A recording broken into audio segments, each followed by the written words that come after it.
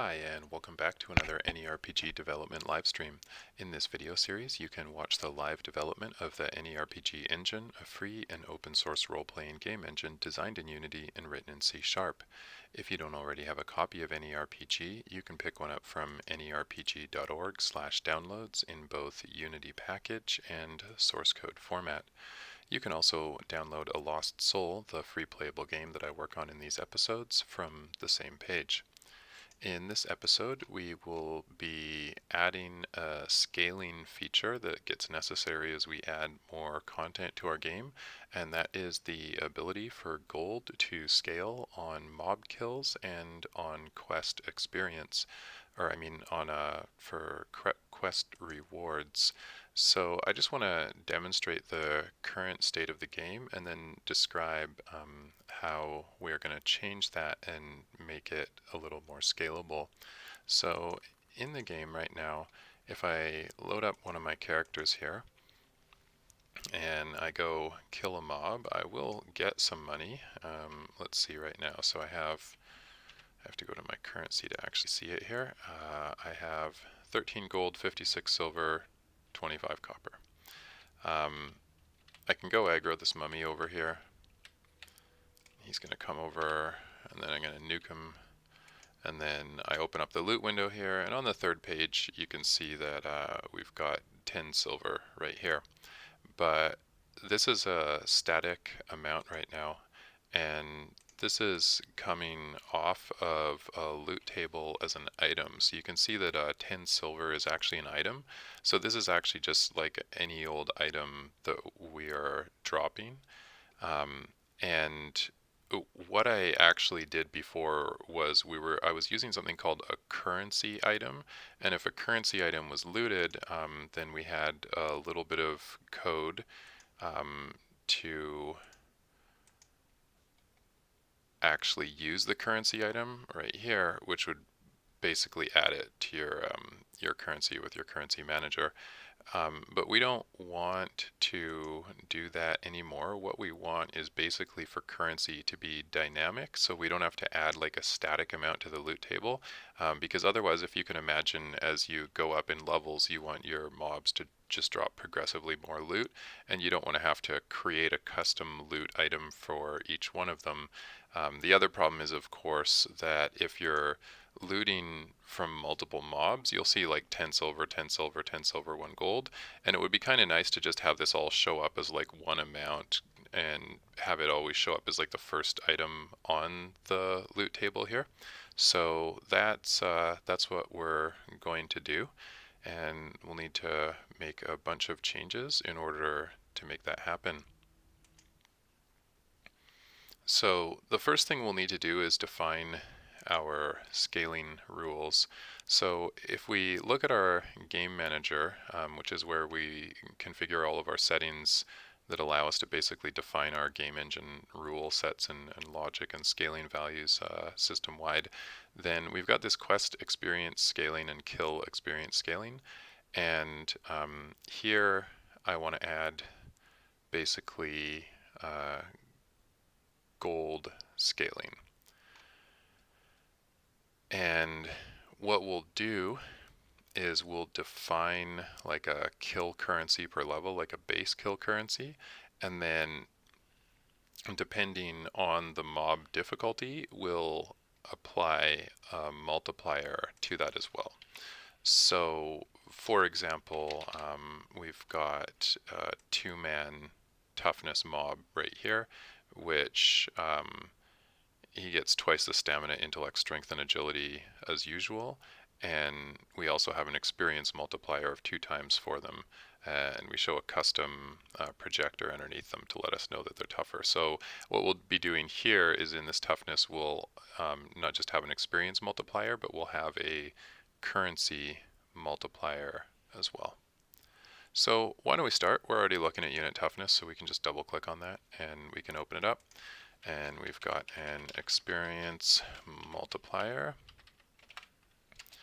and we'll have as well a currency multiplier then, and multiply the total currency gain from a kill by this amount, and then we'll change the name of that to currency multiplier, and then right click, quick actions and refactoring, encapsulate field. So now we have experience multiplier and currency multiplier. Let's save that.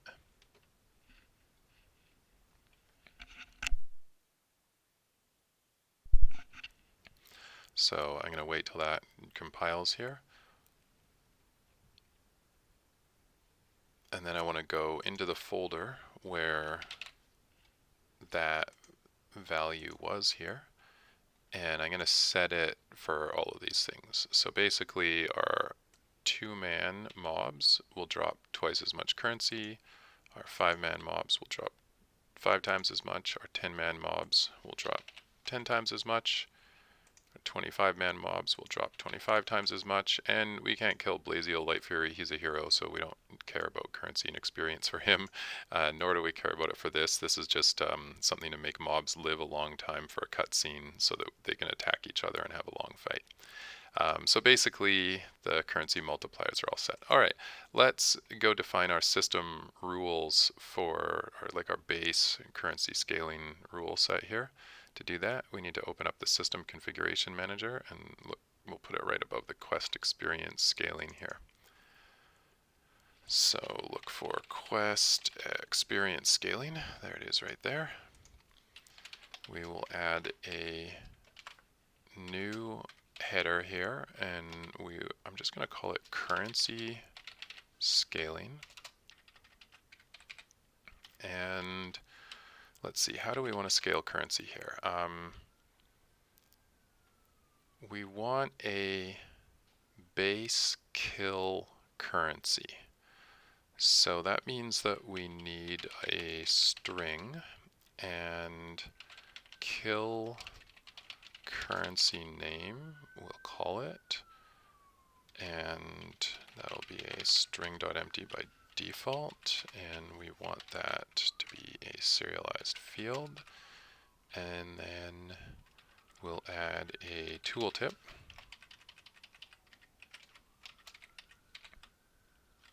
and let's see here. So basically, if automatic currency is enabled for a lootable character, this currency will be dropped.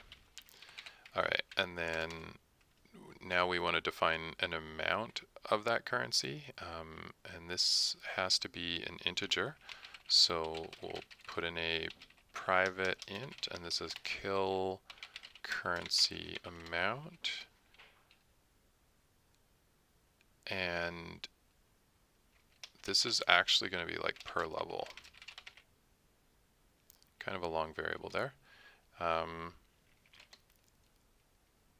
And let's see, what do we want to do here? I'm just going to put 1 for now. So the tooltip for that will be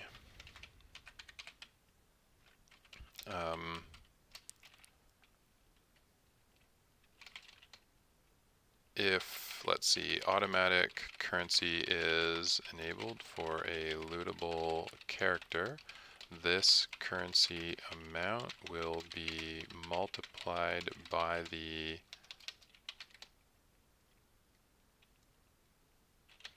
character level. Yeah. So what that means is I'm going to give, like, say 50 copper as a base kill amount for a mob, so he'll drop like 250 copper, which is like 2 silver, 50 copper at level 5, for example. Okay, that's good for kill currency. Now we'll want to do the same thing for quest currency as well, because I want to make quests scale as well.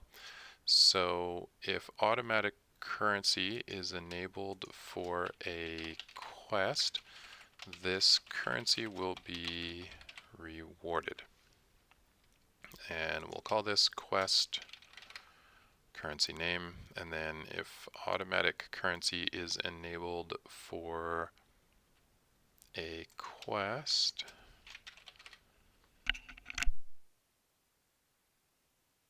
This currency amount will be multiplied by the quest level, and we will call this quest currency amount per level. Quick actions and refactoring encapsulate all that stuff.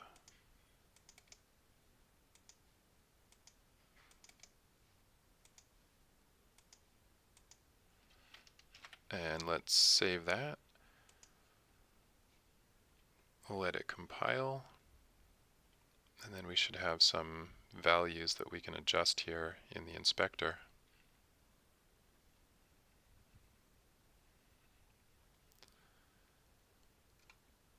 Okay. So our kill currency name is going to be copper, and we'll do 50 per level. And because of the way the currency system works in this game, that'll just be auto-scaled to whatever the correct value for it is. So like 1,000 copper will be auto-scaled to like 1 gold or whatever the exchange rate is for it. And then I'm just going to right-click on that and apply that also as an override in my prefab here.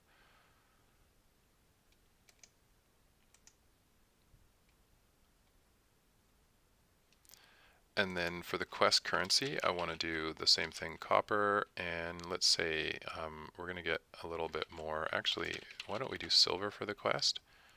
And then the quest currency amount per level, we'll do 1, I suppose, for now, and we'll just see how that works, I guess.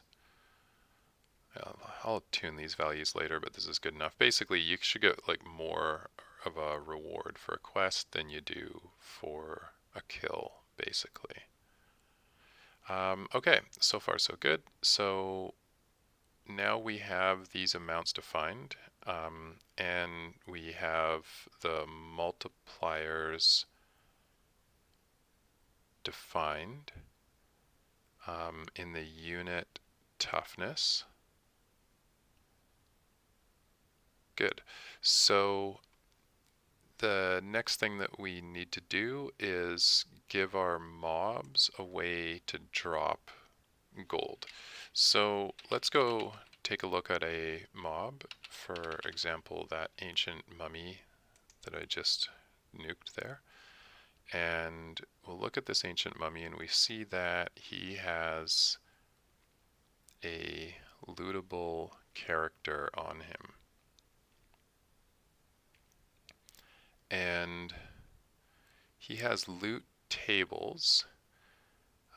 What I want to do though is I want to define this a little bit differently. I don't want the coins to be part of that loot table anymore.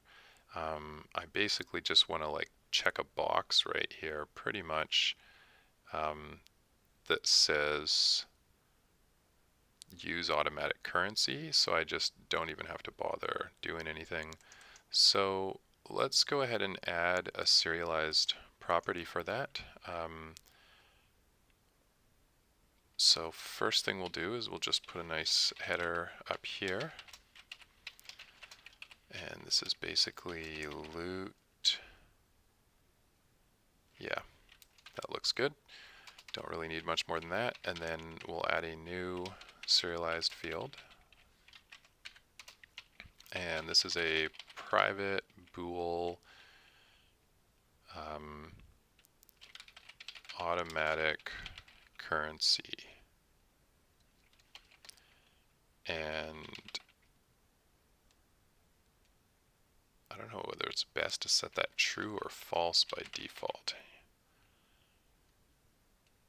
You know what, let's keep it false, because like things like spiders, we don't want this box checked. Spiders should not be dropping loot. Spiders don't have pockets to carry money. So we'll set it false by default, and we'll add a tooltip just to let people know what this does. And the tooltip will say, if true, when killed, this unit will drop the system defined currency amount for its level and toughness, I guess.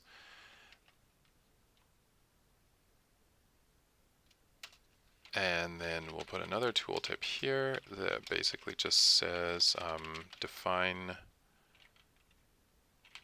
items that can drop in this list, I guess. Okay, let's save that. And then just let this refresh here. And now we should properly see interactions separated from loot tables with a nice header.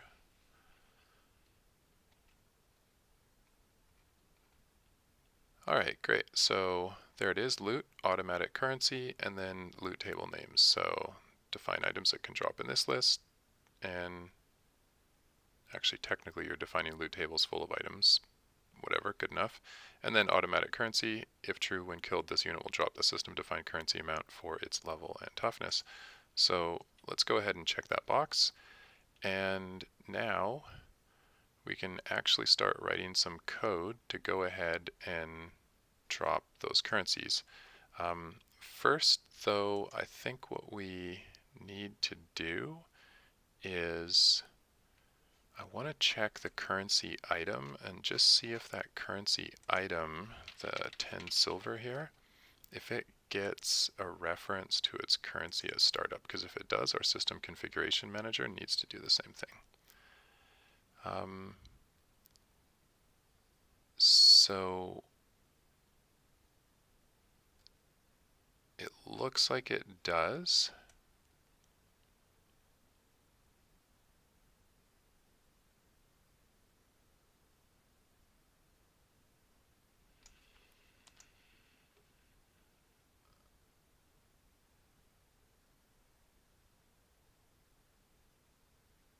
We have a gain currency name and a gain currency amount. And then we have this old currency node right here. And I think this is a holdover from the days before I added a regionalization. So I don't believe that this is actually even necessary. Let me just confirm that, because this is unique to these currency items. So if I look at this, these all say none currency. Good. So basically this doesn't need to be serialized anymore. So in this case, yes, we are absolutely grabbing references to the currency. So we'll need to do the same thing in our system configuration manager.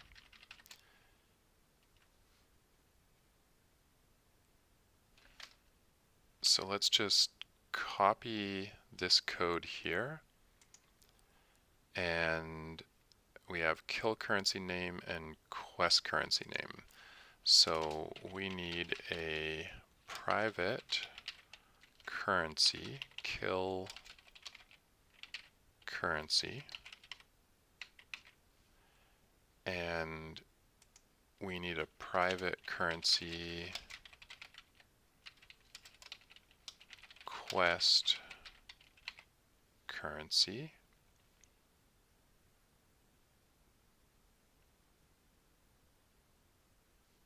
I think we'll start there for now.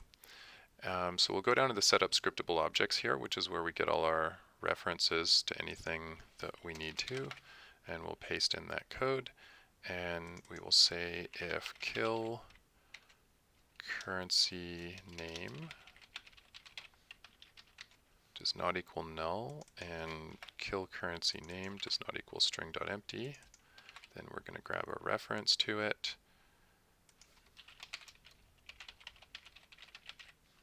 And we'll set our kill currency equal to that. We won't bother with amounts for now.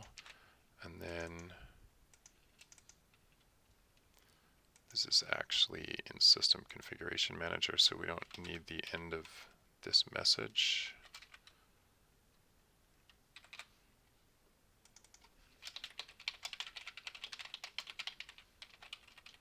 All right, good.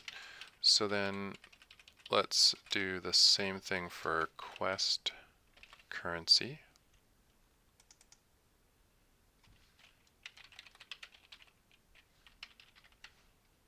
So if quest currency name doesn't equal null, quest currency name doesn't equal string.empty, then get the quest currency and set it. Otherwise, let us know that we probably spelled something wrong.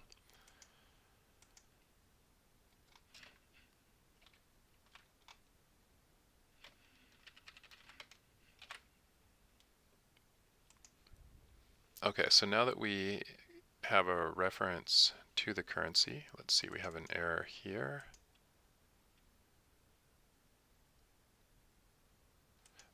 This is supposed to say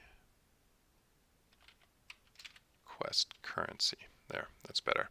Okay, so now that we have a reference to the currency, we can actually give it out. So to give it out, we're going to have to integrate it into the loot system because currency is going to be special.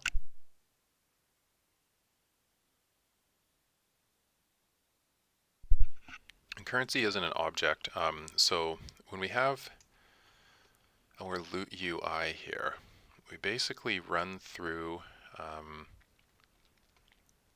let's see if I have the interact method here.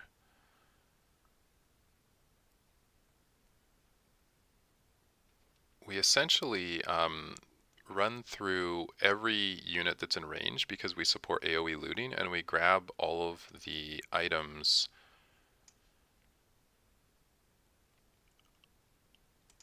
off of them. So let's find all references to this create pages code because this is where it's actually handled here. So basically, when we interact with a lootable character, we're going to use this code right here to find all lootable targets and then run through and add all the drops to the loot table. So we need to change that a little bit. We need to go through and collect all the currency amounts and then add them up and then display them.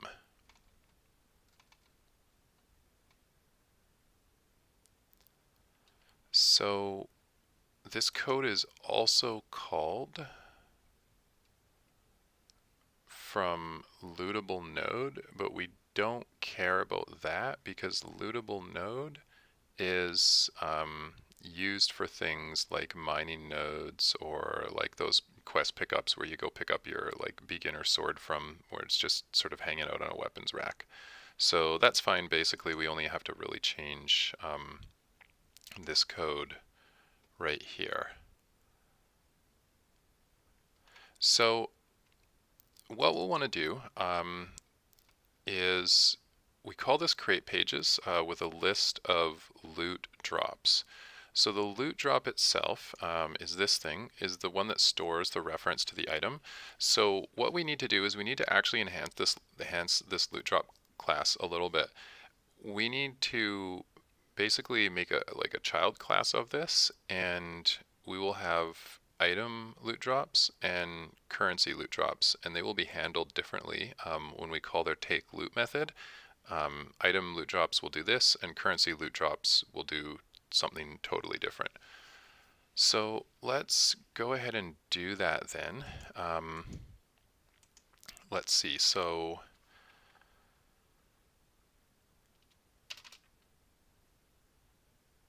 we need to make a public class currency loot drop and have it inherit from loot drop.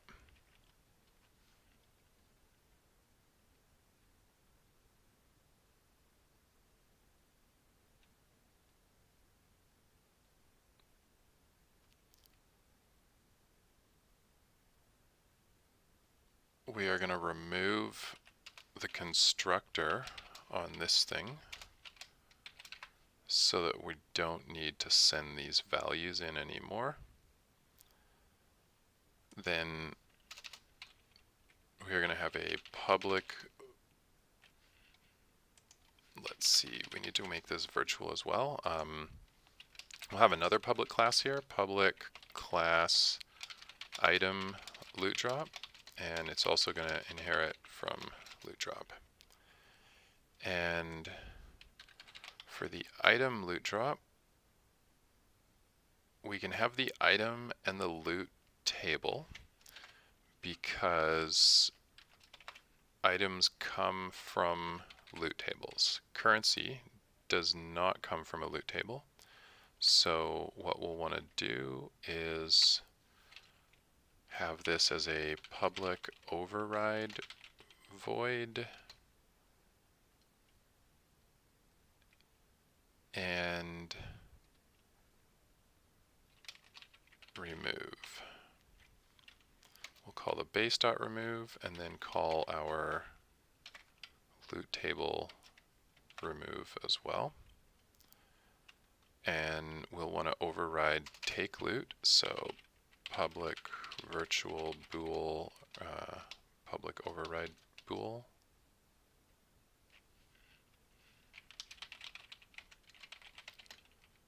And we'll override take loot, calling base.takeLoot, and then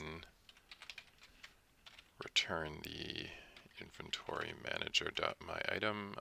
You know what? We're not even going to return base.takeLoot. We're just going to call base.takeLoot because this is just going to return true. Just we need a fake value by default because this is bool. Okay. So far so good. So now we need to do something about the currency loot drop. So for the currency loot drop, let's see how we want to handle this. We're going to create this item separately. Let's actually just fix all the, we're going to get a bunch of broken references here to loot drops, so I need to fix these all and we'll make them all references to item loot drops. So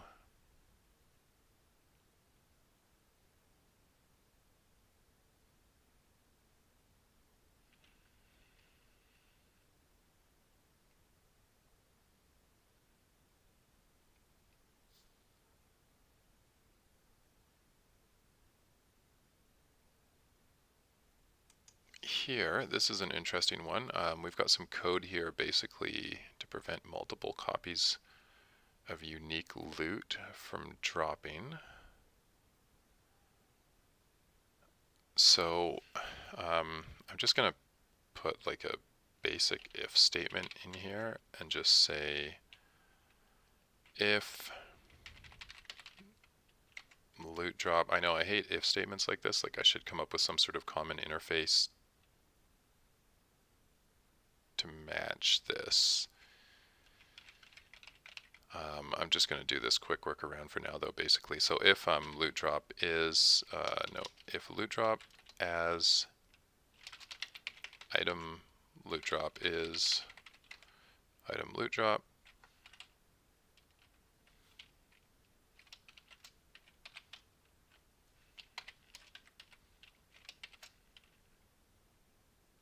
then loot drop as item loot drop. And that will work. Okay, let's look for some more things we might need to fix here.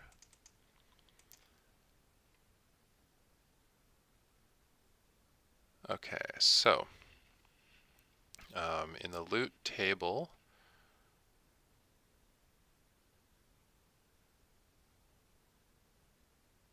we have a list of loot drops. These can actually be item loot drops, basically.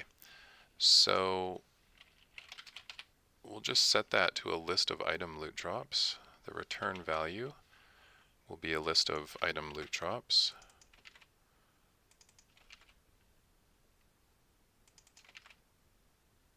We'll make a new item loot drop, and you know what I'm going to do? I actually am Going to include that constructor there. Let's just see if this will work.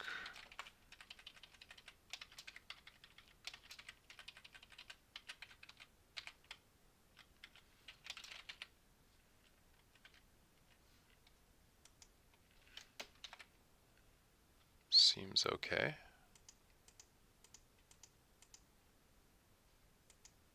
Okay, good.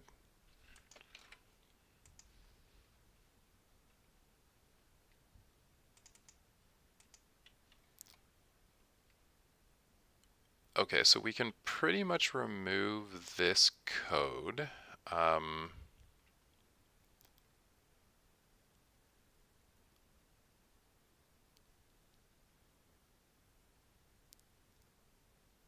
Let's see.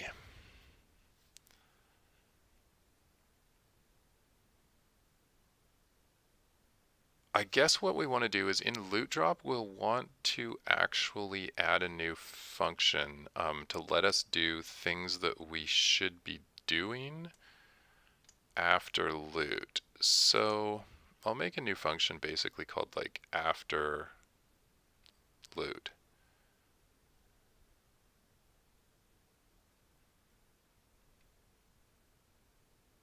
Yeah, let's do that. So for now, we'll go to loot drop and make a public virtual bool after loot.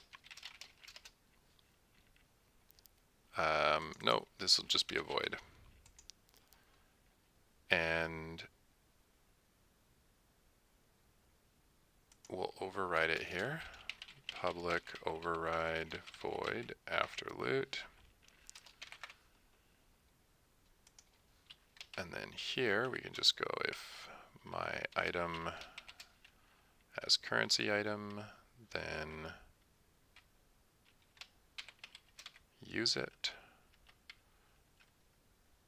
If my item as quest start item, then use it. So then we can go back and we can now just call after loot.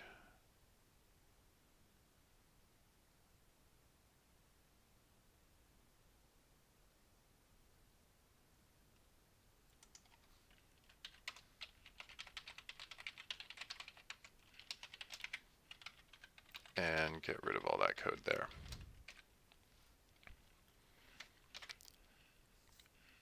Okay, so now we want to show tooltip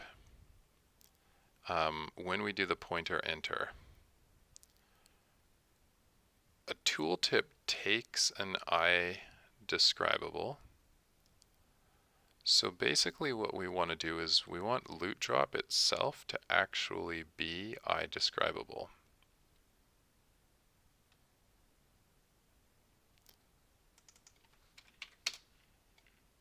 So we'll go over to loot drop. We'll make it iDescribable and we'll right click and quick actions and refactoring and implement interface. So basically it just needs a description. For now that can be nothing. And a summary. Also for now that can just be nothing. This is going to be virtual. And this is going to be virtual.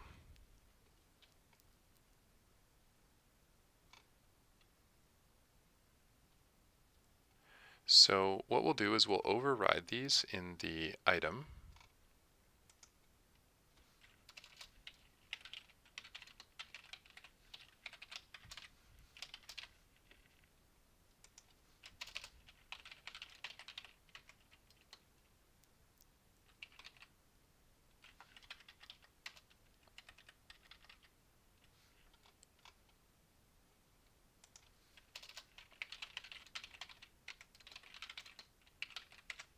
And we'll just return our, let's see, first I suppose we would just want to check, make sure my item does not equal null, because you never know, maybe it's possible. And then in that case, we're just going to return my item dot get description instead. And here, we'll do the same thing. If my item does not equal null, then just return my item dot get summary. Okay, good. So that should allow us to send in just the loot drop, and then for currency, we'll just like make our own custom description for that because we won't be pointing to an actual item anymore. So that should fix up those issues. Now we've got a few more. Okay, so here we're setting the icon sprite. We can basically just remove that because loot drop has its own icon.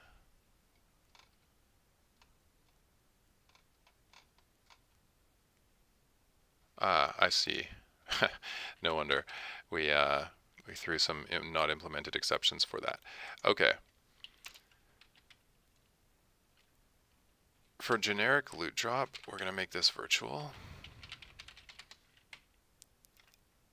And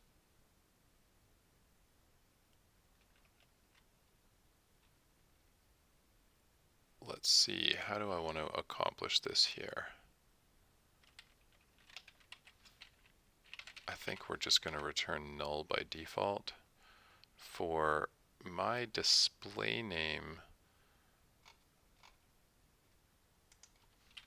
we can just return string.empty by default.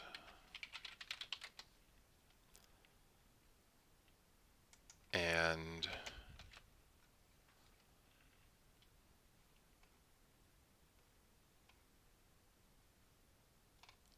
let's see, for item loot drop, we will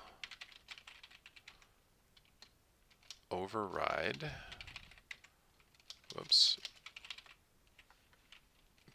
public, that's why, public override, then we'll override my icon, returning my item dot my icon. Similarly, we will override my display name, returning my item dot my display name. And I suppose we should actually do it this way, because we'll want to make sure that the things we're returning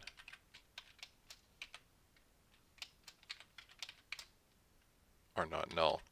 So basically, if my item does not equal null, then return that. Otherwise, return base dot my icon. And we'll want to do the same thing here. Basically,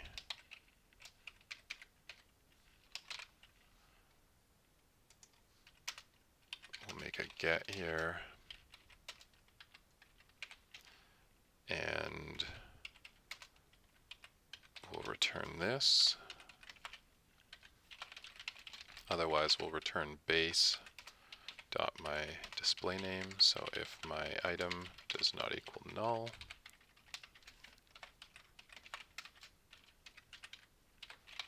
then we're going to return it. Okay, good. So now we should actually have reference to that icon there. Okay, great. Now right here, we have, interestingly enough, my item quality. I think we're going to let money be white by default. So we'll actually have my item quality exposed directly in the loot drop class.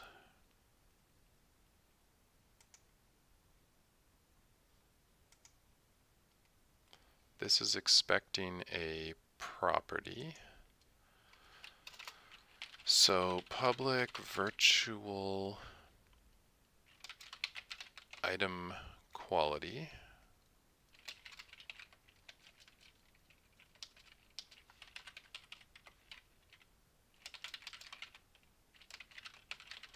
My item quality.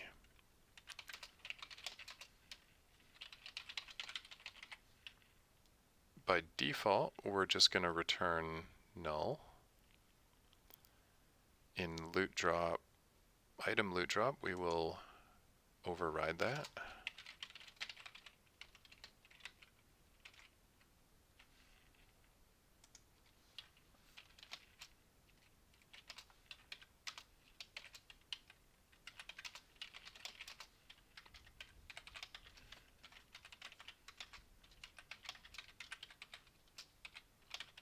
And we'll return base dot my item quality, but if my item does not equal null, then we will return my item dot my item quality.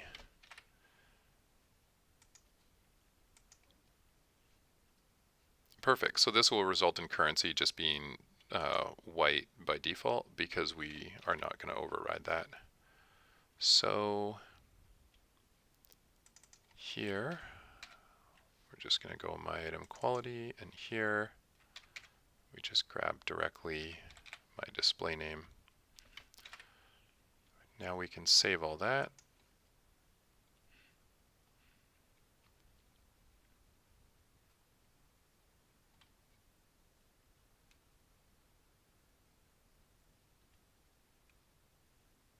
Okay, great. So now we still have these existing currency items, and they will still continue to function like normal, but we can now define a special type of currency drop as well.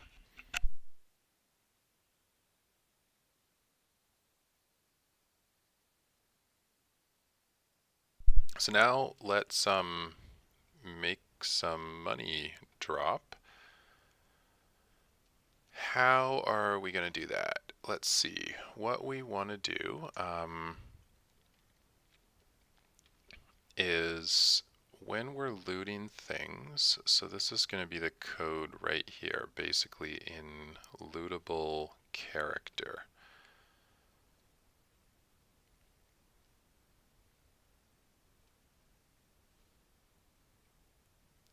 We have this concept on a loot table when we grab it of get loot. I'm just going to go to the definition of that. And what happens is on the individual loot table, we just keep track of whether or not the loot was rolled.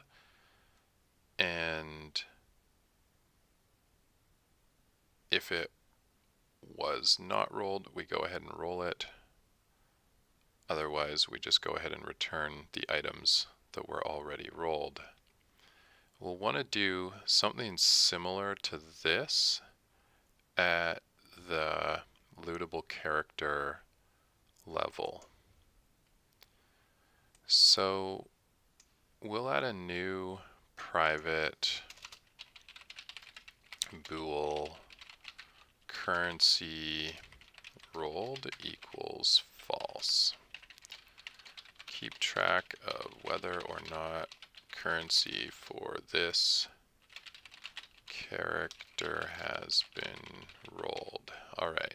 We'll also need to actually keep track of the currency itself. So I'm just going to make a currency node to do that. And Actually, we want that to be null by default. No, apparently that's a non-nullable value. Neat. Right, because it's a struct. Okay.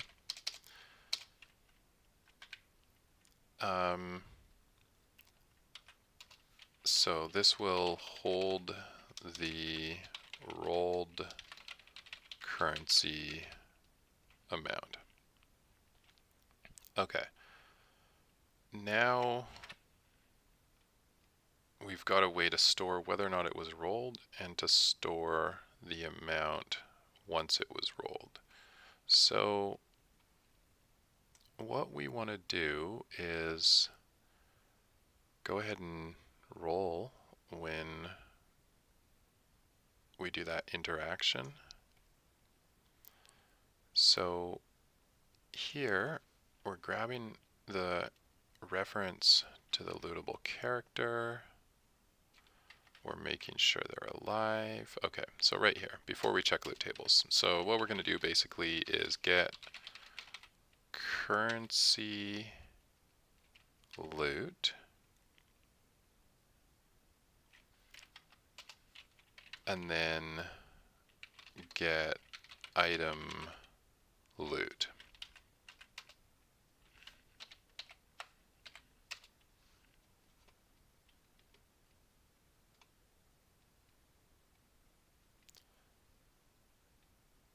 Then what we'll want to do is we'll actually want to create a special type of drop and add the new currency loot drop to that and have it show the total combined currency amounts. So we'll need to add some special code for that. So let's just make a note of what we're going to do here. We need to combine all currencies from all lootable targets in range into a single currency loot drop and add that as the first loot drop in the drops list, so it shows up on the first page as the first item. So we'll definitely need some special code to handle this. So let's just start by how we are going to basically keep track of all these things.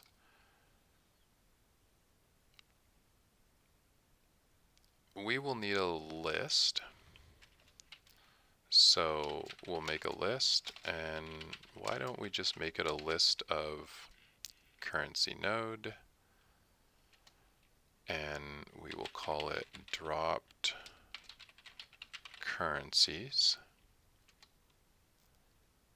and that'll be a new list of currency node.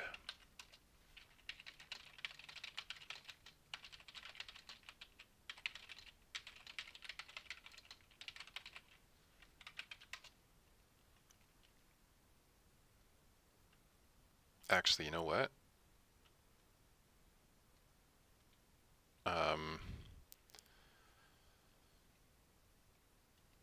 Yeah, we can do it this way. I'm going to have a function actually that just combines them as they drop, though. No, you know what? We can't do that.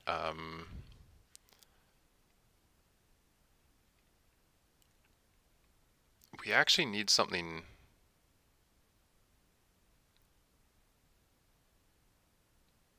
different here. You know what? We're not going to keep the currency nodes. I think we're just going to straight up create the currency loot right off the bat. So, because that currency loot is going to basically store everything we need inside of it, and we just need one of them. So let's do it that way. This is going to be a currency loot drop right here called drop currencies. We only need one of them.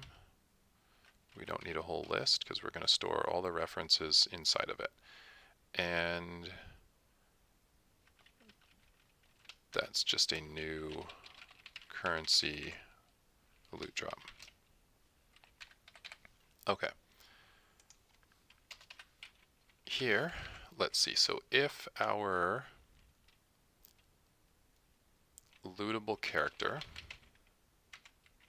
dot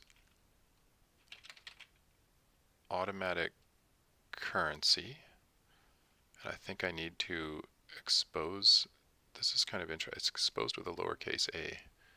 Is that intentional? You know what? Lootable character. We are the lootable character. No wonder. Ha. Okay, there we go. So if automatic currency is true. Oh, no, you know what? I see. We're going through all the lootable characters in range.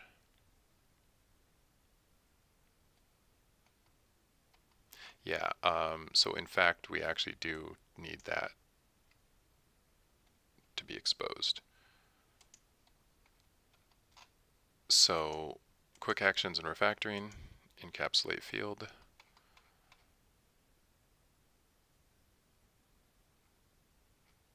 And now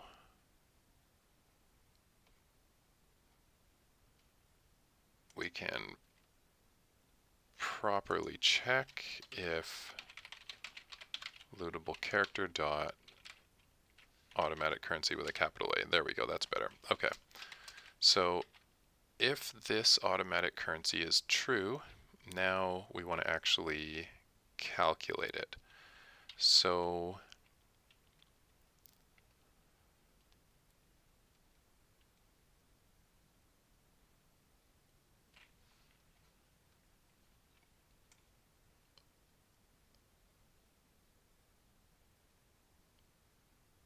let's see. We have the currency rolled and we have the currency node. We will want to expose those.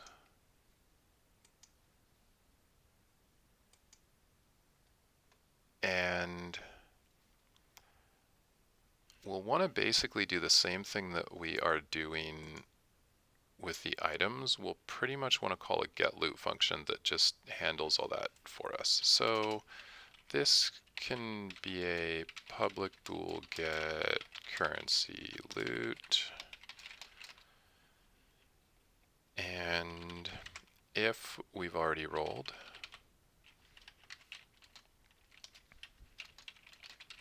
then we're just going to return. That doesn't need to be a bool. That can just be a void.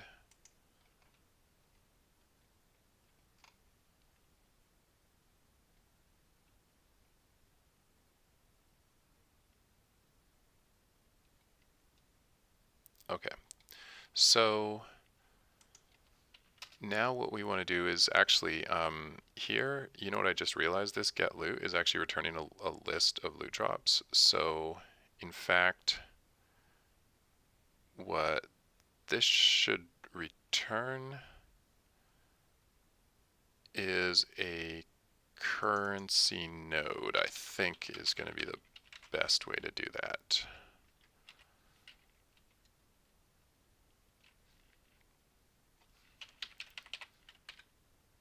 I don't think we can actually return a null on that because this is a non-nullable type.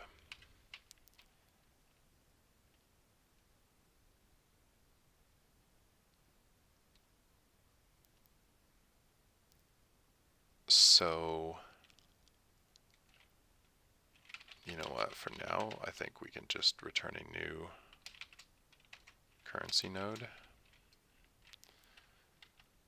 All right. Otherwise, we will make a, let's see, a new currency node.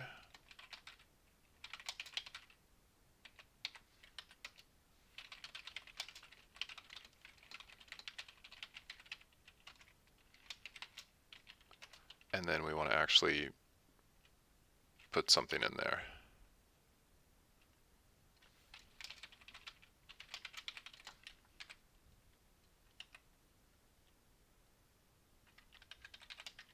In fact, what we can actually do is we can actually just put this up here and then just return that new one without any modifications to it.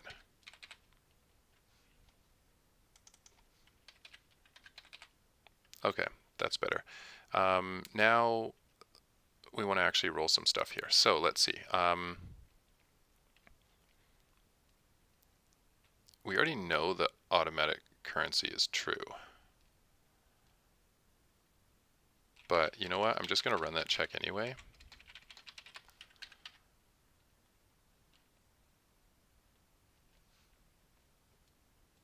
All right, so now we need to actually return the currency node. So let's do that.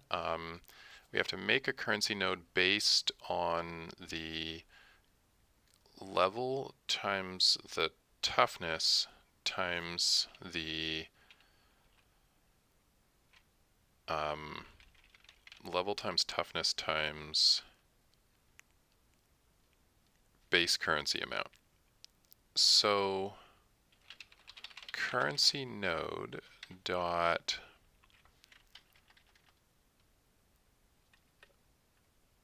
currency, is this public?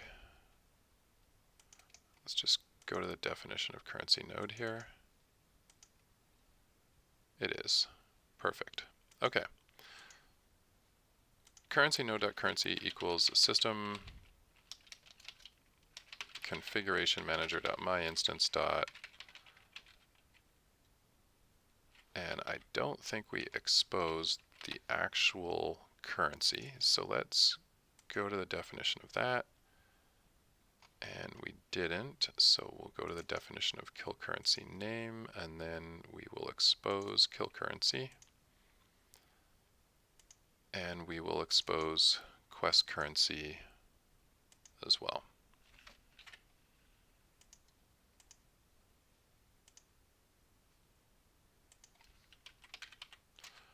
So we'll set the currency in the currency node. Whoops, no. Where is currency node coming from? This is return value.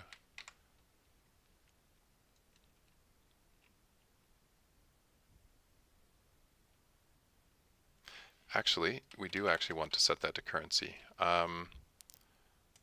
because this is our currency node. No, we don't, because it might have already been rolled.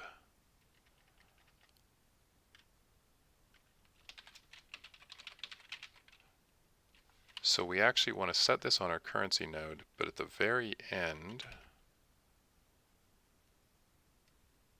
we want to set our return value equal to our current currency node.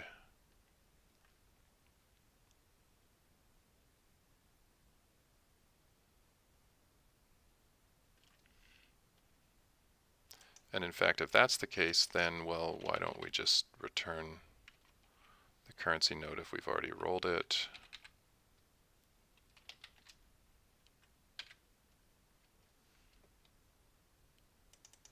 And in fact, then we can just return the currency node. Okay. So now we want to set the amount, so we'll go currency node dot my amount is equal to the system configuration manager dot my instance dot kill currency amount per level times base character.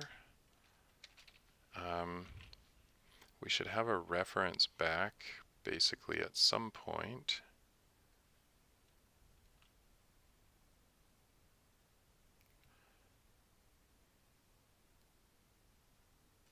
Okay. Our lootable character should have a reference because of the fact that it's an interactable option. Actually, this is kind of neat. You know what? Lootable character technically I don't think has references to anything other than the interactable, which actually may have a reference back. So let's try that. So if interactable dot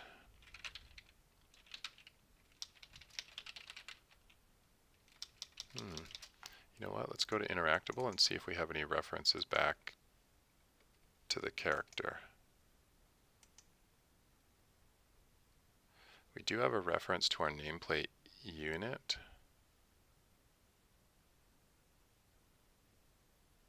Which is a character unit. That's close enough because that can get us our base character, which can get us our character stats. Let's just go to the definition of interactable here and see. Yeah, the closest we're going to get is nameplate unit. Okay, nameplate unit's good enough. So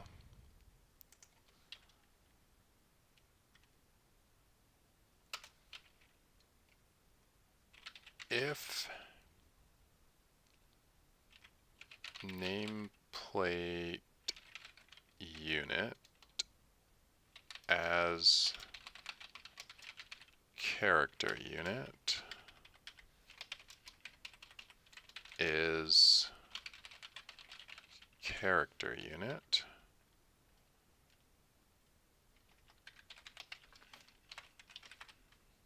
then our currency amount can be kill amount per level times nameplate unit as character unit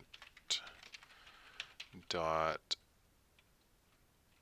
my character character stats, I think just directly character stats dot level. Finally, good. All right, now we have the level. Now we want to multiply that by unit toughness. So if and we need a reference to the unit toughness somehow, so basically I think we can get it through the character stats. Yeah, perfect. So if the toughness does not equal null, then the currency node dot my amount gets multiplied by the toughness dot currency multiplier.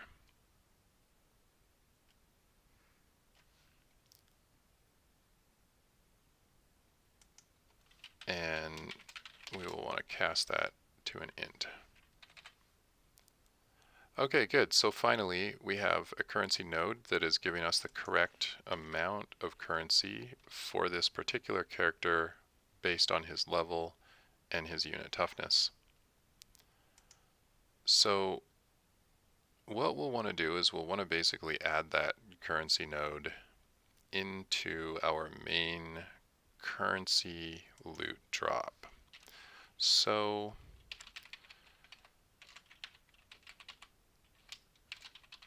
let's make a new method called add currency node,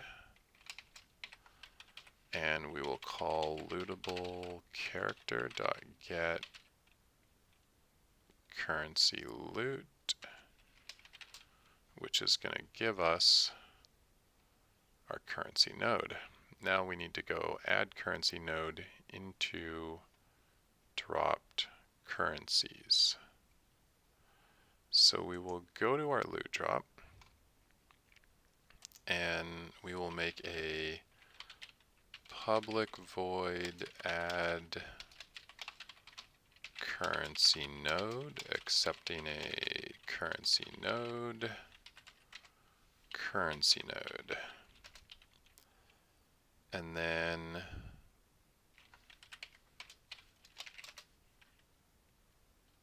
now we can actually keep track of some stuff. So currency loot drops should have a list of currency nodes.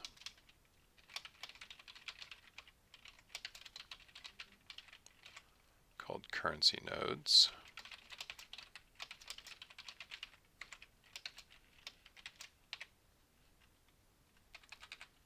And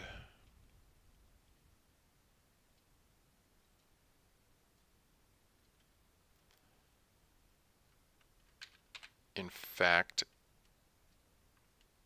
I think it should actually have maybe a dictionary.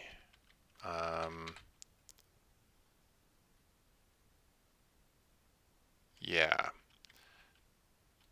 Because what we'll need is we'll need a reference back to the original lootable character this came from so that we can clear their currency amounts once we've looted from them.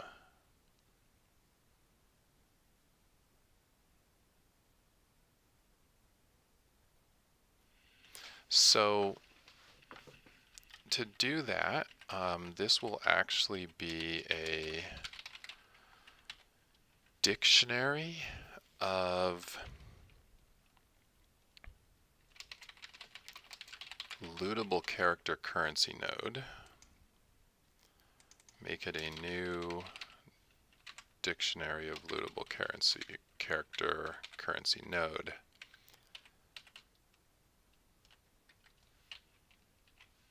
And it'll be private. And we will accept lootable character. And then we will add to the dictionary. So currency nodes dot add, adding the key as the lootable character and the value as the currency node.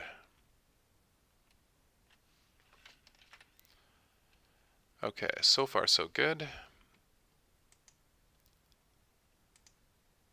And now we can just put in lootable character up there. Okay, great. So now we've got our list of, or we've got our dropped currency item, which has all of our currency nodes inside of it. Okay, this is good. Now what we want to do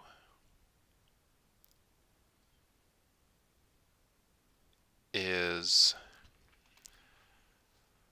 let's see, we've got this list of loot drop here called drops. I'm actually going to make this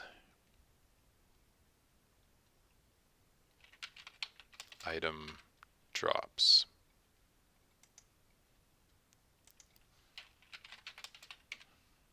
Because we need to perform a little bit of logic here. No, actually we want drops here. Okay. So I will have drops and item drops.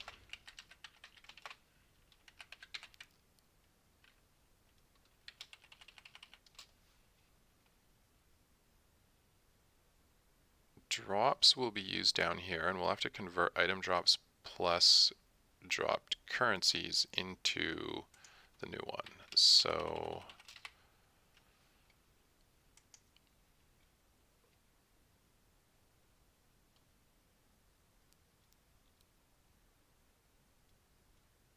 to do that, we need to check if we actually have any currencies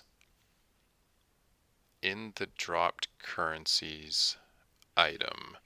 So let's go to the loot drop class here. And let's expose this dictionary so that we can query its size. So if our dropped currencies dot currency nodes dot count is greater than 0, then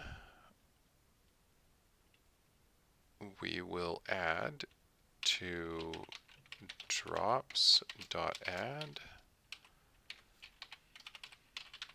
dropped currencies.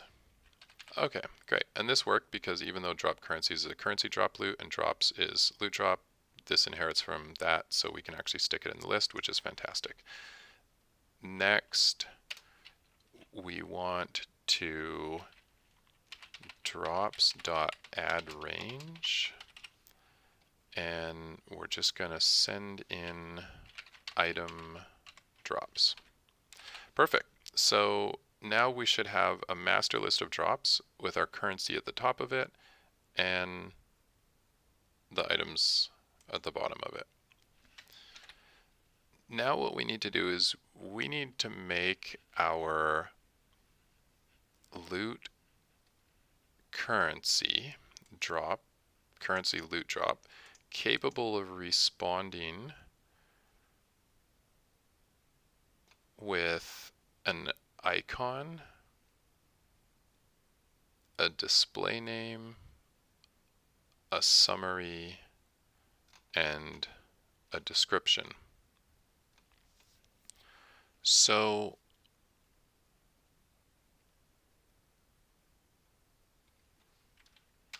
let's see here.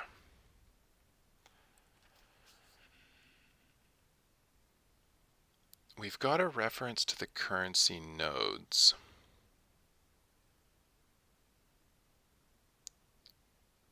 We actually need to calculate a currency amount now. So what we need to do is, like, if we've, for example, added like 250 copper, we want to calculate a description based on that.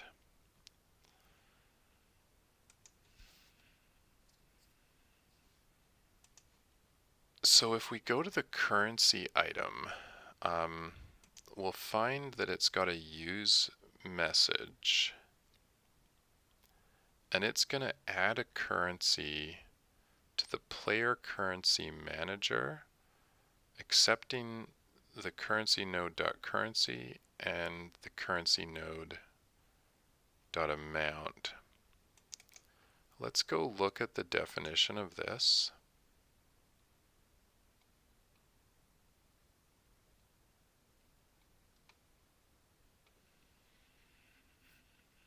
So in our player currency manager, we've got a list of currencies.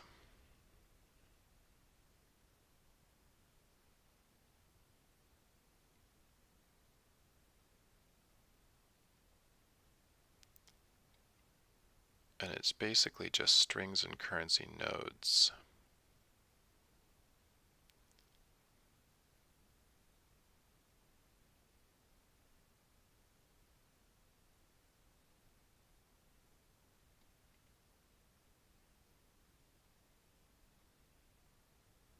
And what happens is basically we just add whatever currency, and then we call this redistribute currency function.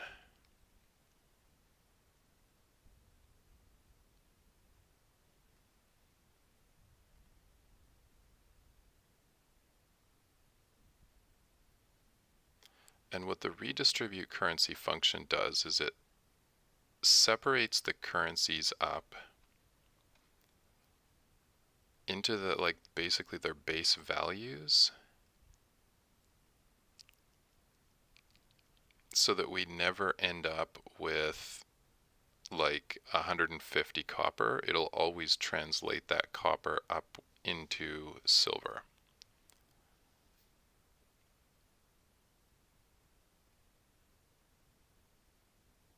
Okay, so this is great right here. We've got a function actually called getRedistributed_currency.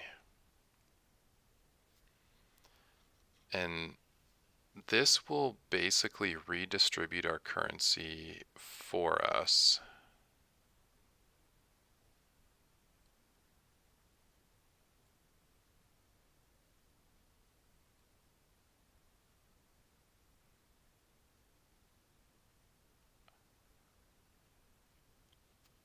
And give us back a dictionary of numbers and amounts, because we'll actually need like this function in order to actually display the redistributed currency amount.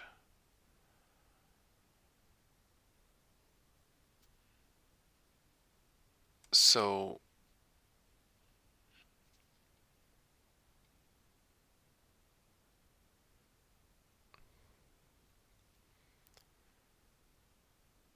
here we're basing the currency group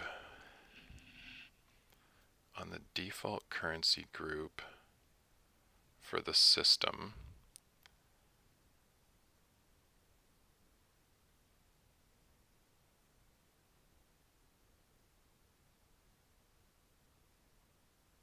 We're asking the player currency manager how much of that currency it has.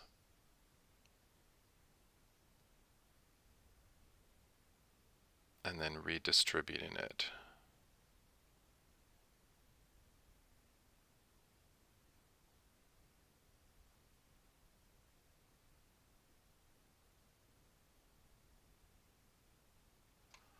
I think we've got a get currency group function somewhere too.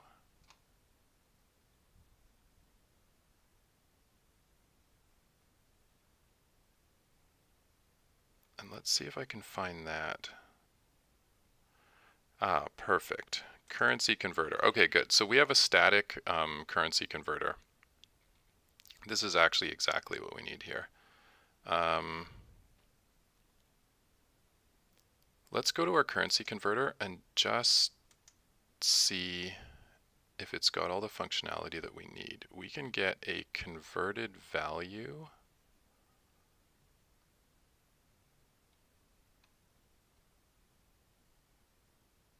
And we can get a base currency. We can also find the currency group for a currency. And excellent, we can redistribute a currency. This is what we want right here. Okay, good. So let's go ahead and do this. This is exactly what we need. Is our currency converter.redistribute currency.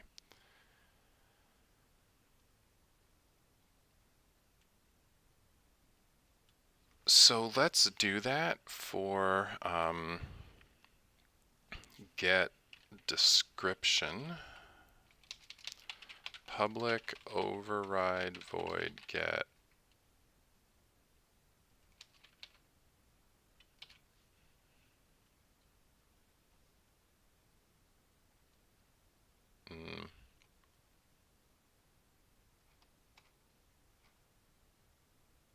whoops, public override string. Oh, right, no wonder I couldn't do that. Okay, public override string get description, public override string get summary,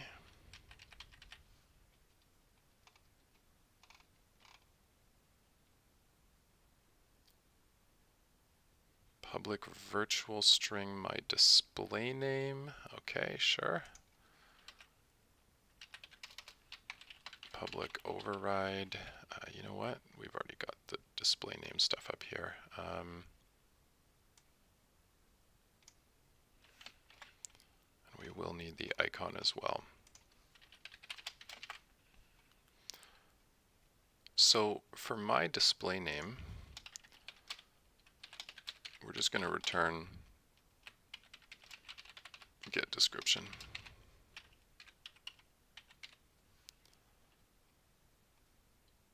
And forget description, we're just going to return get summary.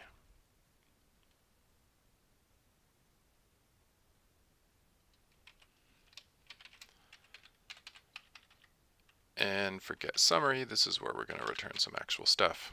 Okay. So our return string is going to be composed of 3 strings. So we will need a new list of string called return strings, and it'll be a new list of string. Then for each, actually, okay, so at the very end, what we want to do is return value equals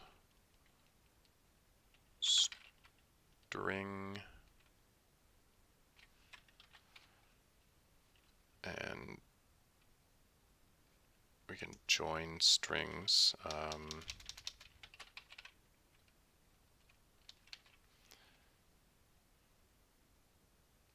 And we're currently doing that, I believe, in the items get description method. I just want to see how we're handling that here.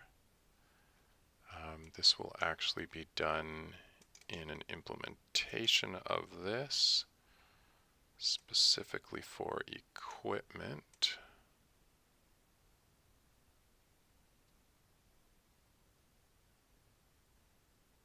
Yeah, okay, so that's what we're doing basically. We're just returning string.join with /n of whatever the list was.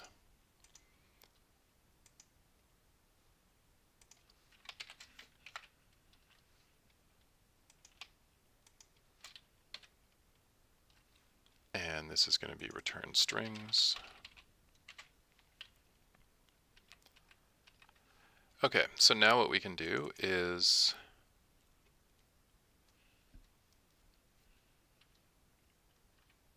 we need to call currency converter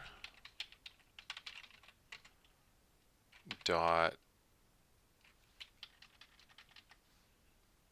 redistribute currency.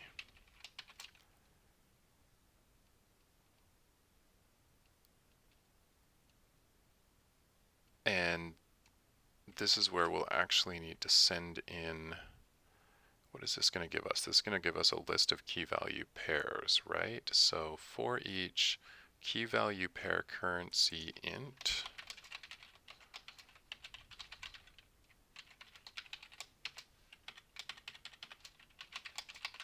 key value pair in currency converter dot get currency, and what we're going to do is set the return strings dot add, and we'll add a new string with the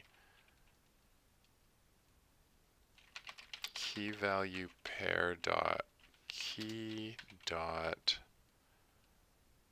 my display name, and we want the amount before that, so we'll be adding in the key value pair dot value, which is the int, and joining them together with a space. And this should give us a description that will show up properly in the list.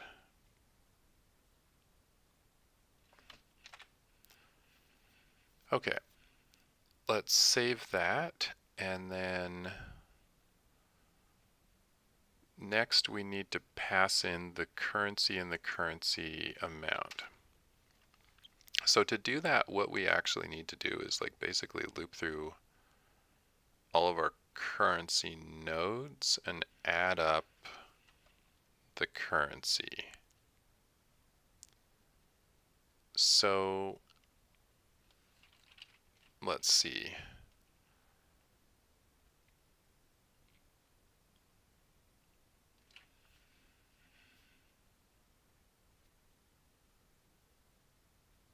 We need to create a new list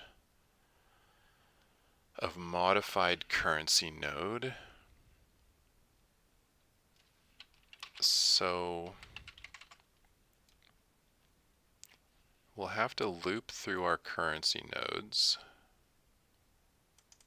So once again, we'll be grabbing key value pairs of, actually, you know what? This doesn't matter. In fact, in this case, we can just call dictionary.keys. So for each currency node,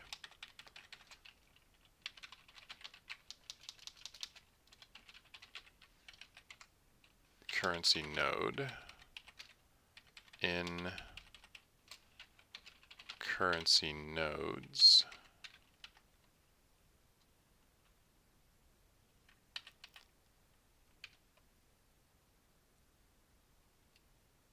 and then we need to create an actual list of currency nodes. So list of currency node, and we'll just call these, I don't know, squished nodes for lack of a better thing, is a new list of currency node. And in fact, to make this even easier, we're going to make this a dictionary of currency nodes.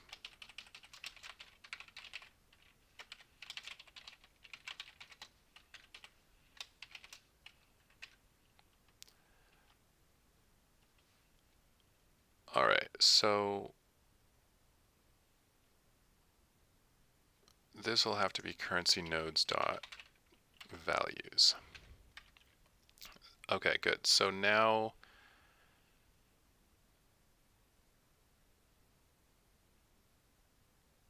we need to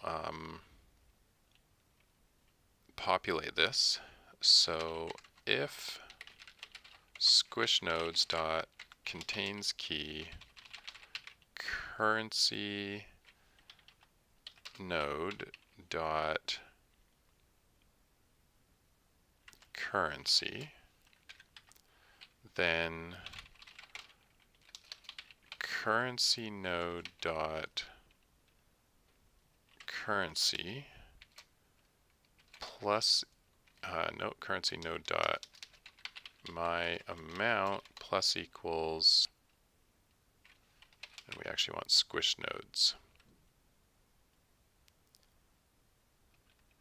We want squished nodes with the key currency node dot currency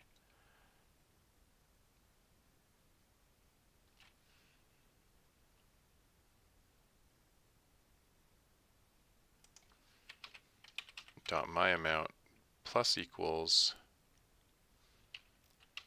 currency node dot my amount.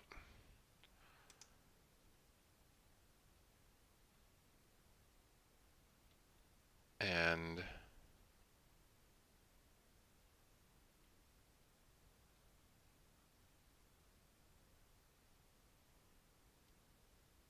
what is this? Cannot modify the return value of dictionary currency node this.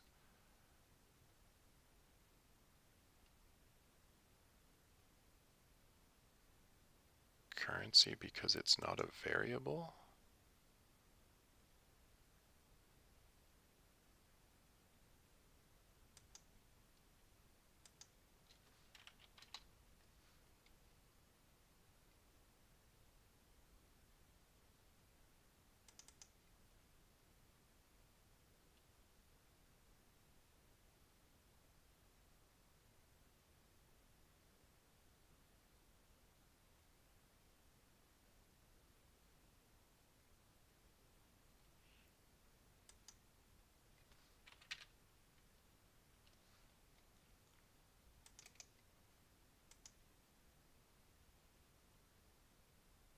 Okay, this is a currency node. This is an int.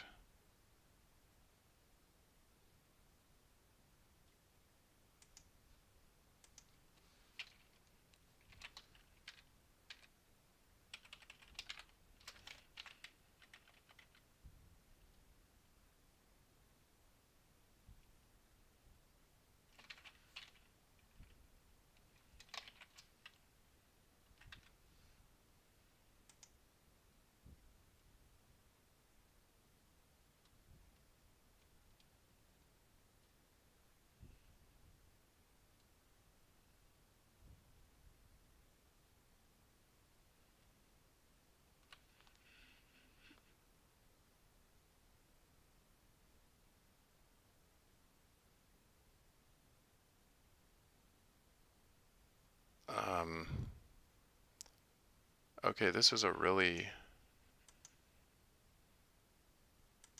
odd error. I can't access a dictionary key.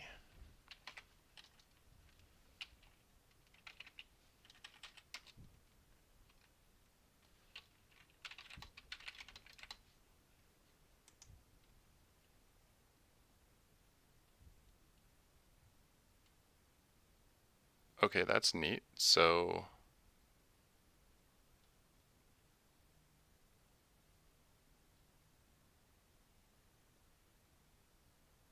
I can assign from it.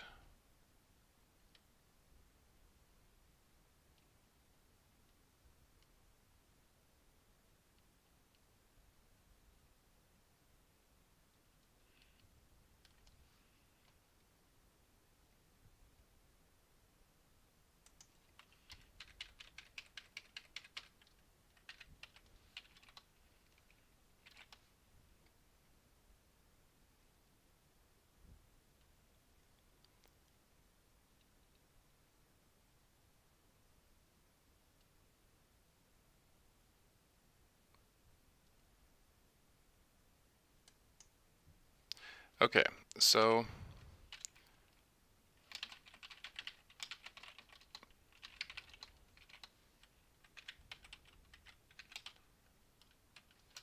let's see.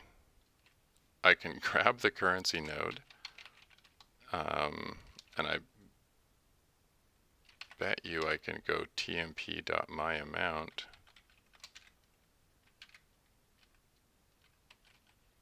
plus equals currency node.myAmount. Okay, that's really neat. I just have to make like a temporary reference to that.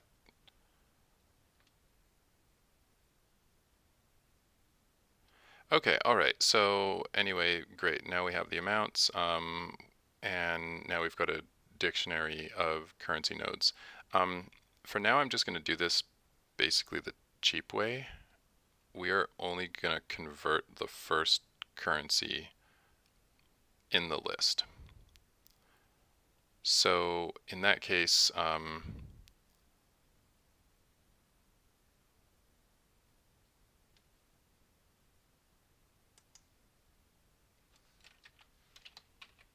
we need to make sure that we've actually added these also. So currency node tmp equals new currency node, and tmp dot currency equals currency nodes dot currency node dot currency, and tmp dot my amount equals currency node dot my amount. Okay, so that'll set it, and then if it exists, it'll add to it. So now what we can do is we've got our redistribute currency function. We can pass in the squish nodes at index zeros currency.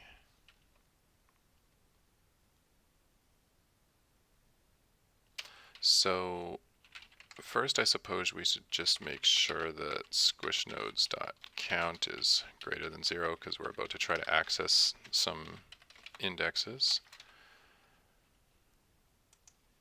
So we will grab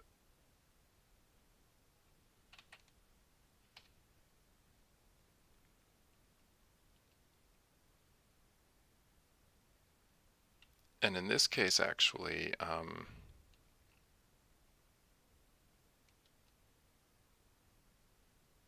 can we grab this from a dictionary? Let's see. Squishnodes dot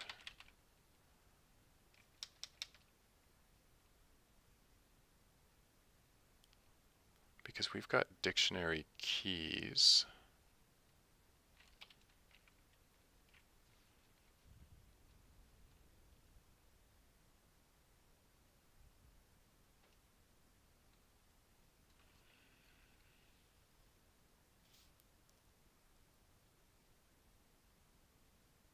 So essentially we have a dictionary. I forget, do we actually C# access dictionary by index? There's like a way to do this with like values add or something that's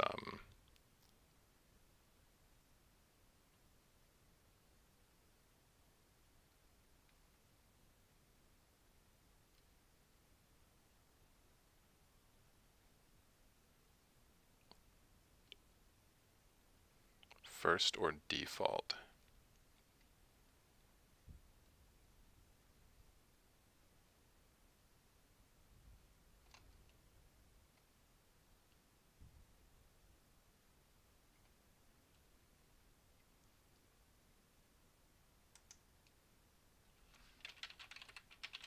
And I think we need like I already have system.collections and system.collections.generic.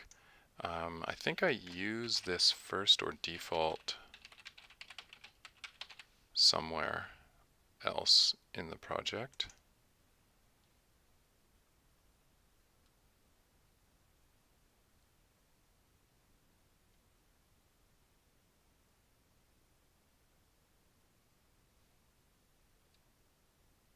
Maybe not. Let's check if I use element at anywhere else in the project. And maybe I need like system.link or something like that. Yeah, you know what it is? It's system.link. I think that's what it is. Let's try that. Using system.link and then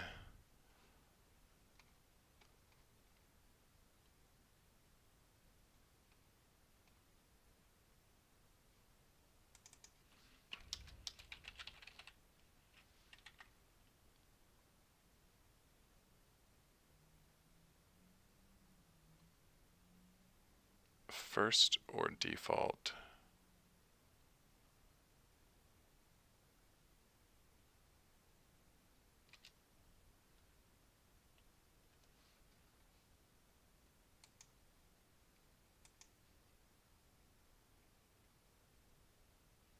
You know what? Let's just do element at. That's probably going to be easier.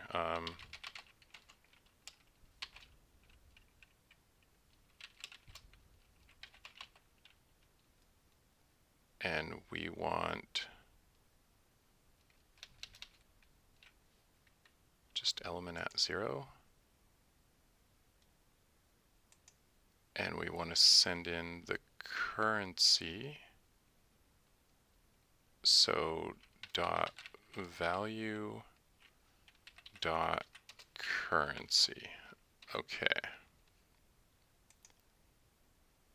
And then I think we want to send in, let's see, we're redistributing the currency and the amount, so we want the dot value dot my amount here. Okay, and that should properly give us a summary with the currencies. Okay. now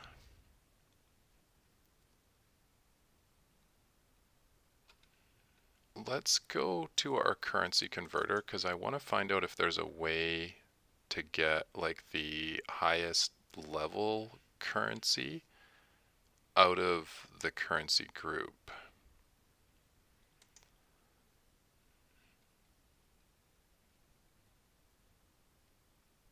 So get converted value will return us with copper.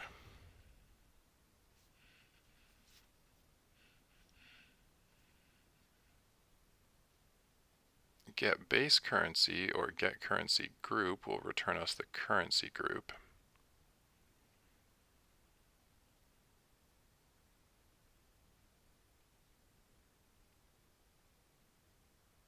Redistribute currency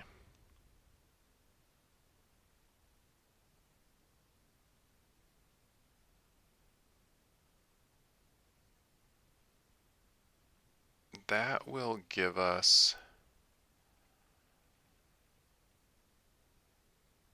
a sorted dictionary.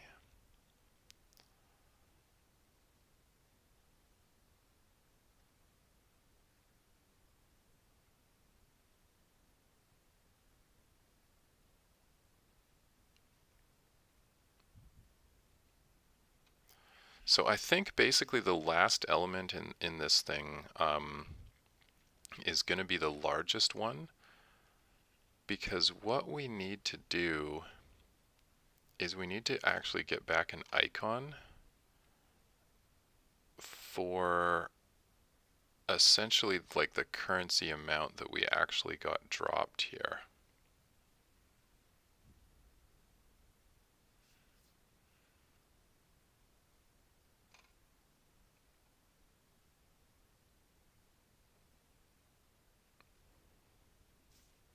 So to do that, let's see how we want to do that.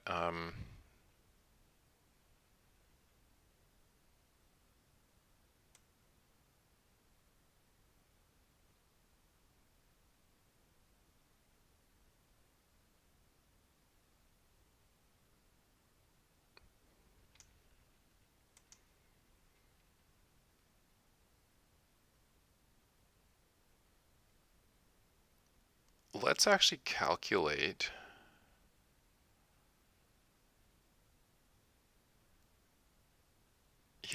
let's actually calculate this and cache the response when we add a currency node, and then that way we can just call the cached values anytime. So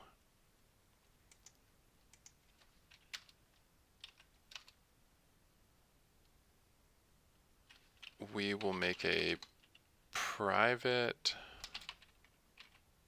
sprite icon,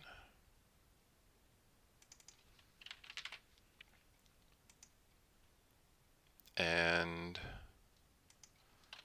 we should just be returning icon here.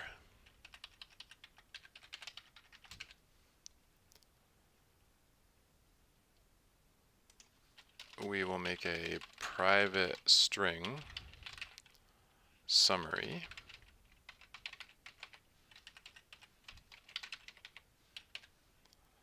and when we get summary, we're just going to return summary. When we add to our currency nodes, we are going to recalculate, I don't know, values, just for lack of a better thing. I could call this recalculate stuff for all I care. So this is going to be a public void recalculate values. And here, we're just going to basically grab all this stuff and put it in here. We will not be returning anything. We will be setting our summary. equal to the return strings.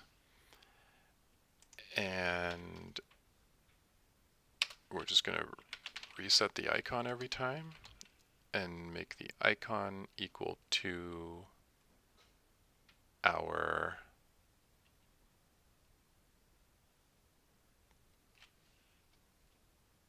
and in this case we get a key value pair dot key dot my icon, because this will basically give us the icon for the currency, and it'll just reset it, and when we get to the highest currency on the list, it'll use it. That might actually be wrong. I'm gonna have to look at what order this list is returned in, because we may actually have to reverse it. Yeah, because we kind of want gold at the top. We want to say like 3 gold, 5 silver, 42 copper. Yeah, okay, we'll see how this works. But basically that should satisfy all the red stuff here. That should get rid of all our issues and errors, hopefully.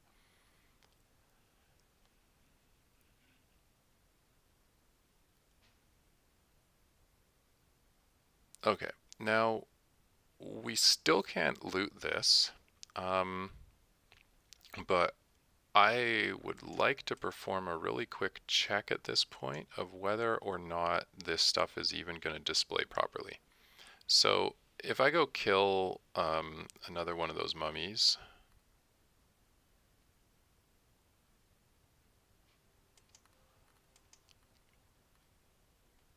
then theoretically I should get some money on the list, and it should be 50 copper times 20, so like 10 silver times 2, so 20 silver. Okay, let's nuke them. And let's see what happens. Okay, so we have an item here. This item has absolutely nothing on it. We're still getting the 10 silver. So we need to do something about this. Okay, so I think it's time to maybe write some debug messages here.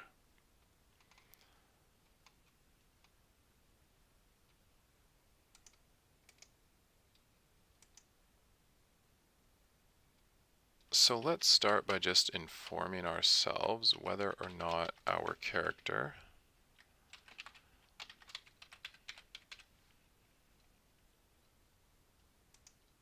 has automatic currency.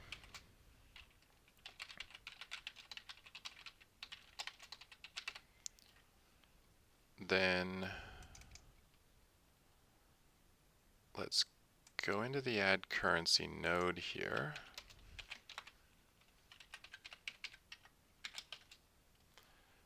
This is going to be loot drop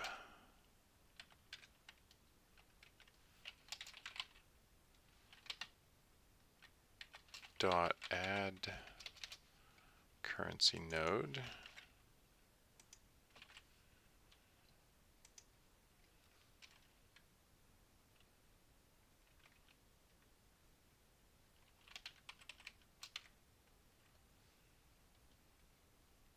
And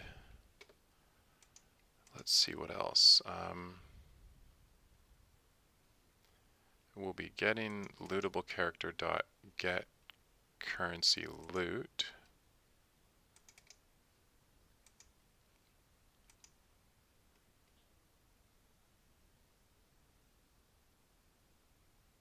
And here we will have to set currency rolled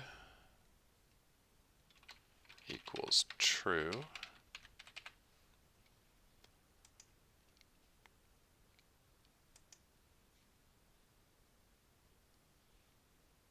And then we'll write a debug statement right here.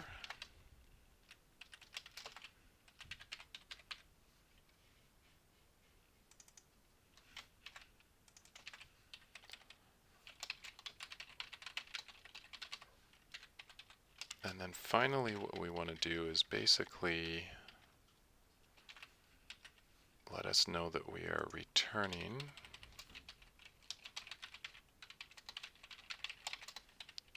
and this will be currency node dot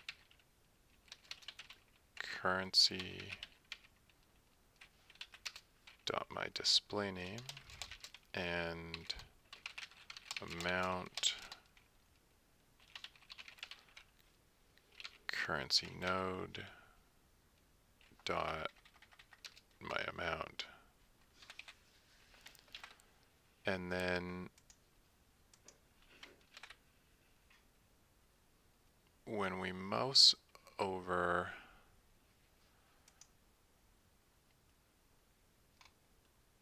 let's see,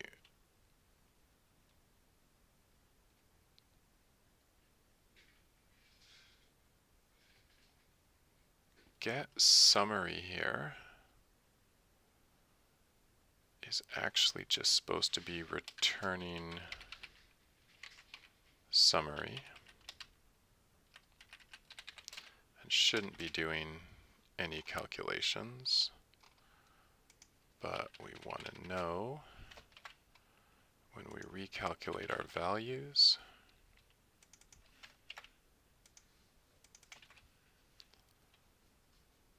and it would be nice to know when we're asked for a summary.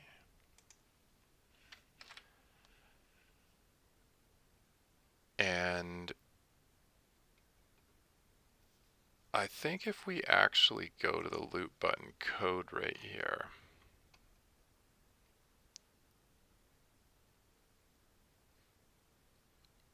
we asked to show tooltip for the loot drop. Let's go to the code for show tooltip.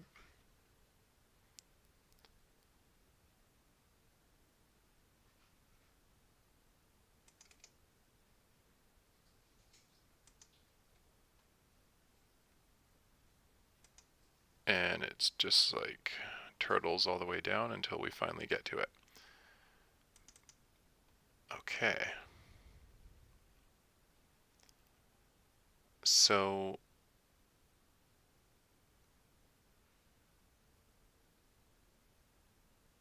this actually isn't the tooltip. Yeah, no, this is the loop button actually.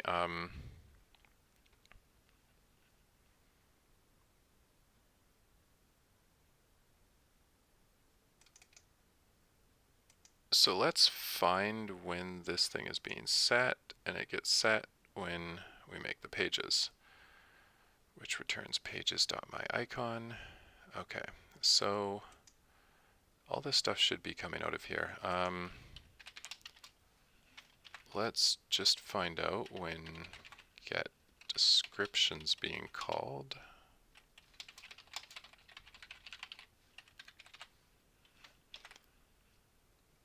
And actually I want to just run it right now with all those debugs because I want to see, like, did we actually even calculate any currencies properly? And is it just the display that's the issue?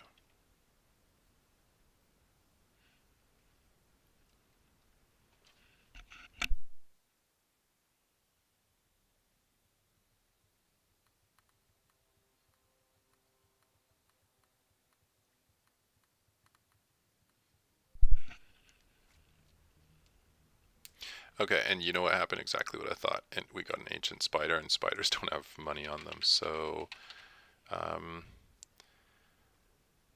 actually, first let's start by just going to the Temple of Ancient Energy loot table. And the very first thing I want to do is get rid of our 10 silver drop. This is old school, and we don't need this anymore. And next, I'm going to go to the Ancient Spider unit, and I'm going to let him, wherever my lootable character is, give an automatic currency.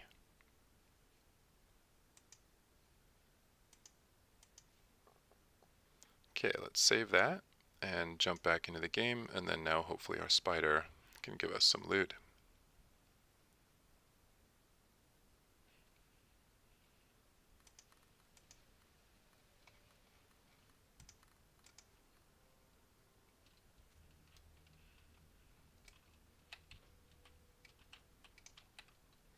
So we'll let him get near us, we will nuke him, we will loot him. Alright, so what happened here?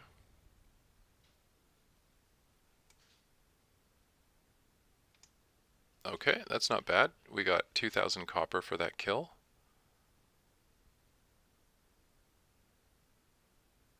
$2,000, okay.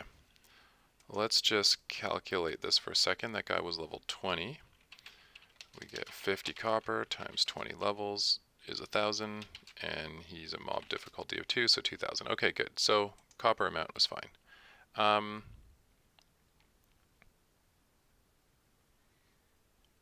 So I think we need more debugs, potentially.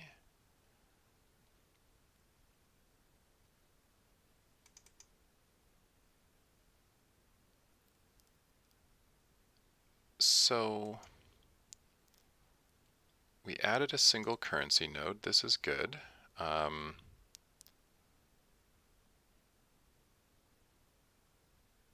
And let's just write lootable character dot name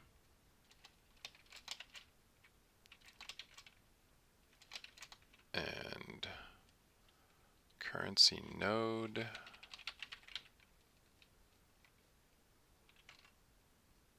dot currency dot my name and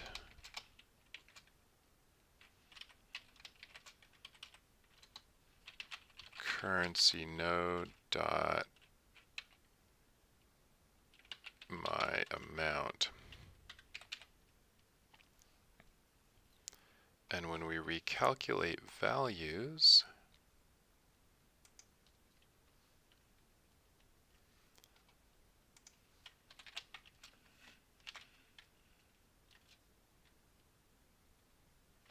we can just put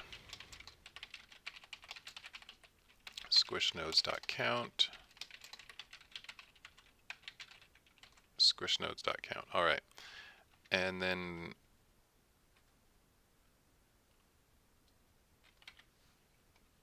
we can set summary. So let's just figure out what was our summary.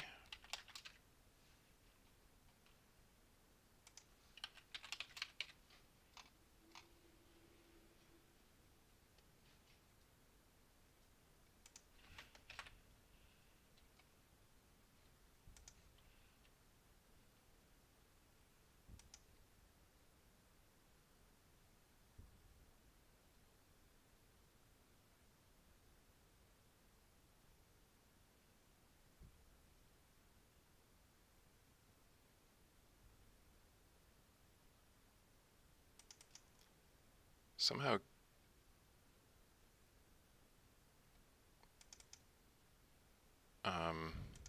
okay, just a second. This is interesting. Get summary somehow called recalculate values?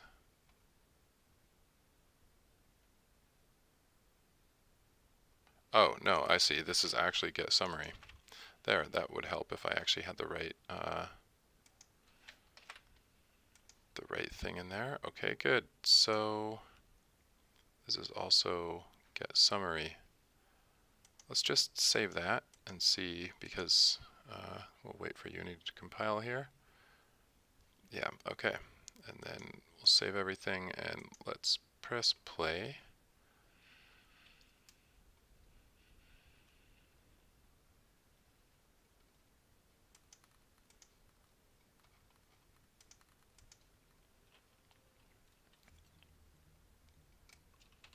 And honestly, like, I don't even need to like really care. No, you know what? Maybe I do, because yeah, okay, I do need to care because I actually do need to go loot that guy.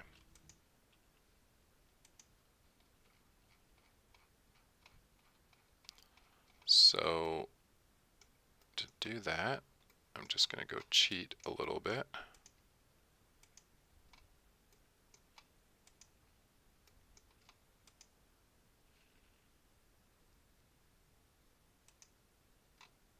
And I'm just going to remove the door so I can go reach him.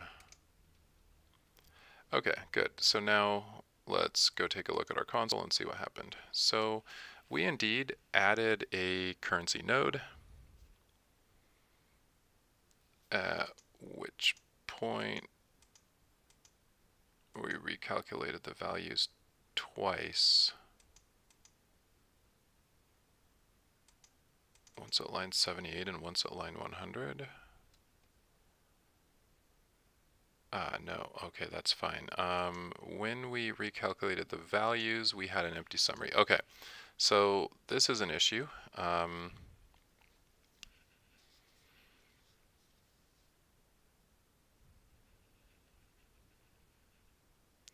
that's because basically right here, we never actually squished nodes.add. Yeah, that would help.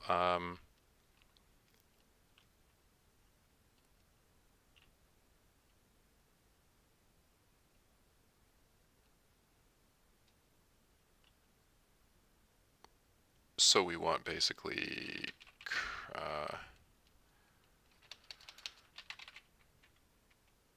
tmp dot currency is the key and the actual currency node tmp as the value.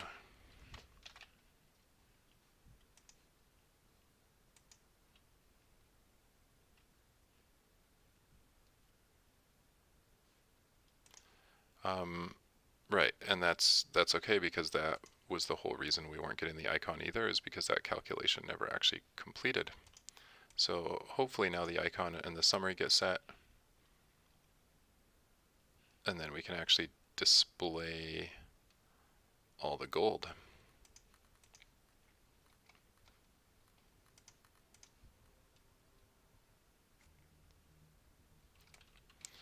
Okay, so call the mummy over here, nuke him, loot him. Oh yeah. Oh yes, indeed, my friends, look at this. 0 gold, 20 silver, 0 copper. I'll have to fix the formatting. Right now it's centered, but that's perfect. That's exactly what I wanted to see. So if we go to the third page, we don't see the 10 silver item anymore. Excellent. Now the question is this copper or gold that's showing? This is gold that's copper that's showing. Okay, so our list is returned in the right order, but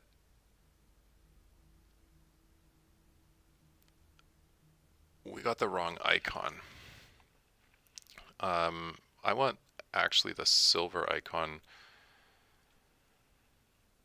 When we performed the redistribution, that was interesting, because essentially we ended up calculating gold into the amount. We don't really want to show that though.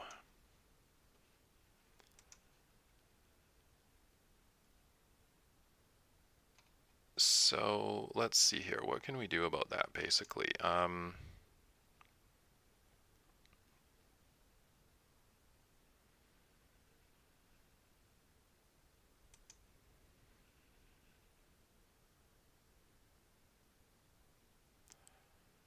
Gold was the first string that was added.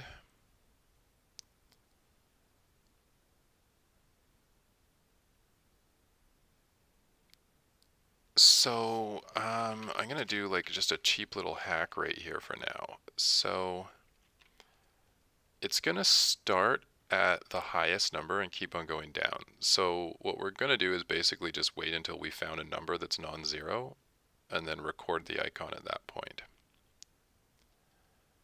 The icon's going to be null. So in fact, yeah, okay, so basically, let's see here. We're just going to make a bool non-zero found, and we'll make it false by default. If key value pair dot value, which is the currency amount, is greater than 0, then non-zero found equals true.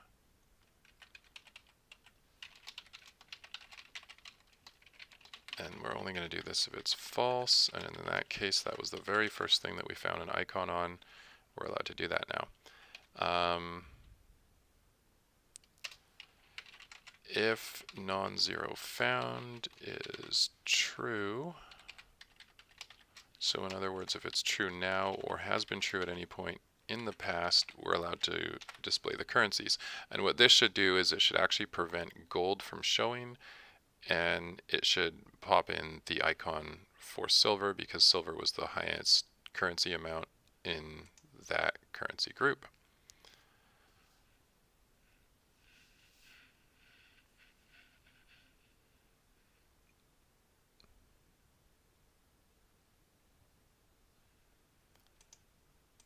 So let's save that and try this out again.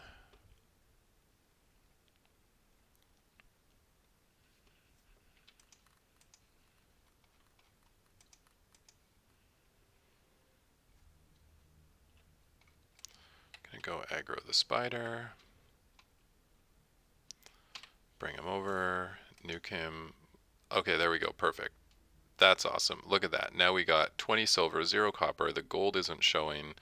I don't really care that the copper's showing. That's fine. Nothing wrong with that for now. And we actually get the proper silver icon. Beauty. Okay, so next part is what's going to happen if I click this. It's probably going to crash the game. Wow, no, it didn't crash the game. That was kind of neat. It actually removed the loot item.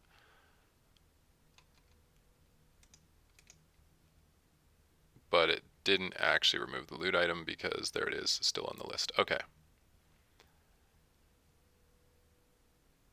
So now basically we have to deal with how are we going to actually loot this item.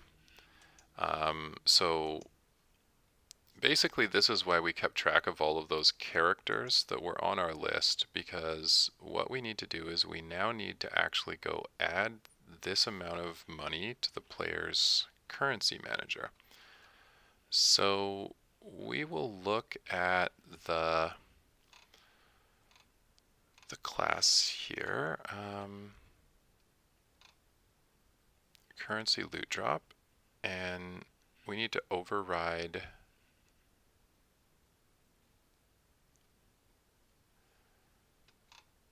the take loot method.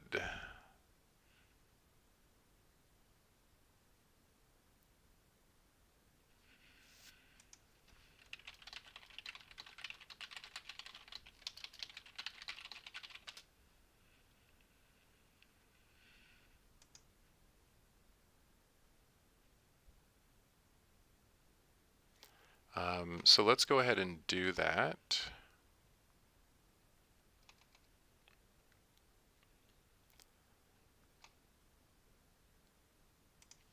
So we want public override take loot.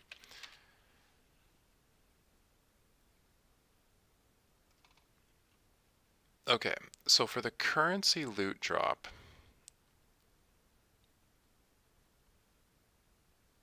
what we need to do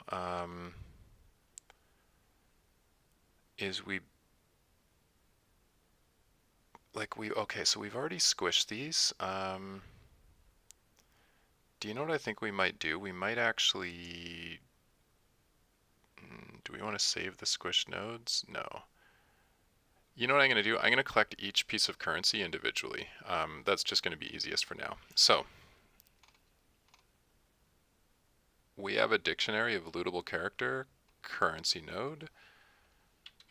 Let's go through that. So what we're going to do is for each. And in fact, we don't really want to return base.takeLoot here. So for each,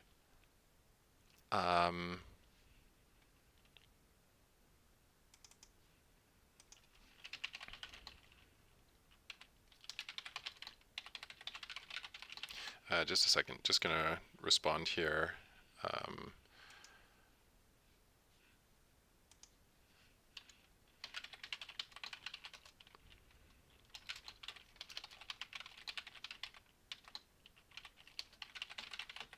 Yeah, cool. So basically, any RPG project has a Discord, and just to keep the flow of the video going, I'm not going to answer questions in the video, but if you have questions, feel free to join the Discord, and I will absolutely get in nice long discussions about the thing, anything that you're looking for, features you want, etc. That's totally the place for it. Okay, cool. So now we're going to do for the take loop. So we need to basically loop through our currency nodes.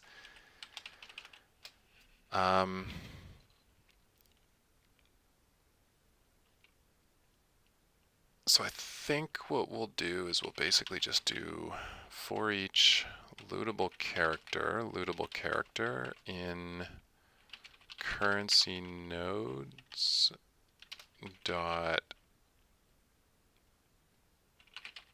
keys.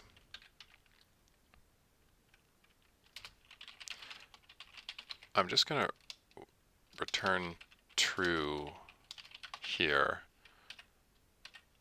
because this is always a Boolean, and then, or basically like it pretty much should always be true. There's no point at which you can't loot money.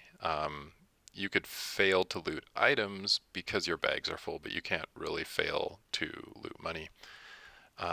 So now what we need to do is we actually need to add all of the currency amounts. So let's see, player manager.myInstance.myPlayer. How do I get the currency? Okay, let's find the player currency because we need to actually add this now.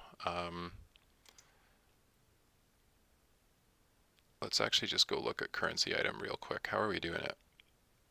My character currency manager. Okay. So here we're just basically going to copy that code, and now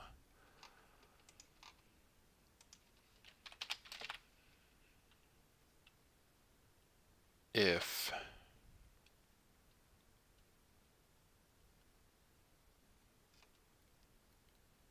currency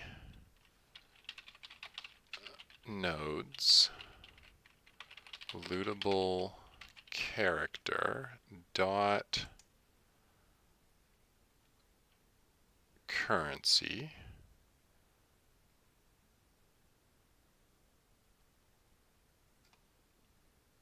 because we get a currency node, perfect, does not equal null, then we're going to add this currency for this amount. Okay, and let's just go to the definition of that because this is a player currency manager. So what I'd actually like to do is display a message in the system log.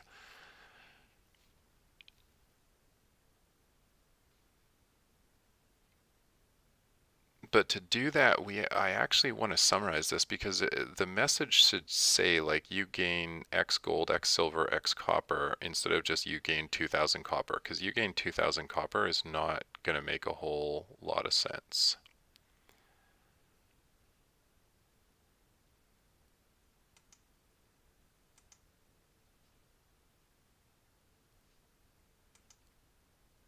So to do that,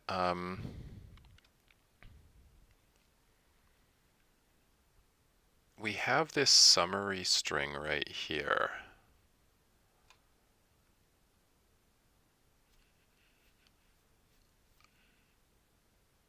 And we're currently combining it with /ns. I'm just going to do another really quick cheap hack right here. I might refactor this at some point later, but let's do a private string log summary. And let's join the log summary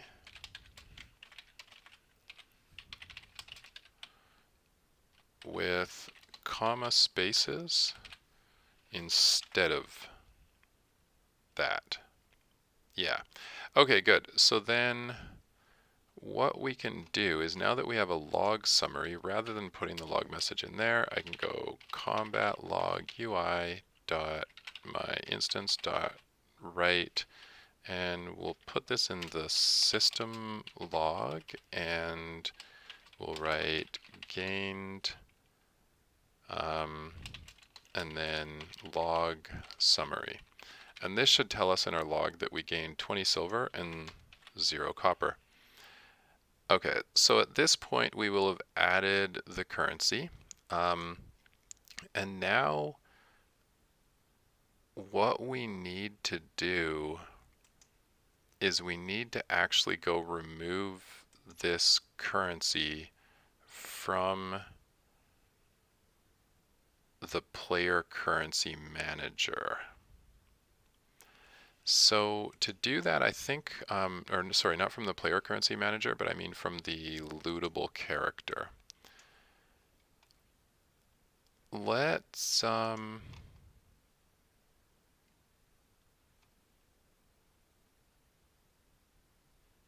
see. So I have currency rolled. I want another one called currency collected. Because basically what's going to happen is we're going to just set the currency to collected, and then we won't be able to collect it anymore.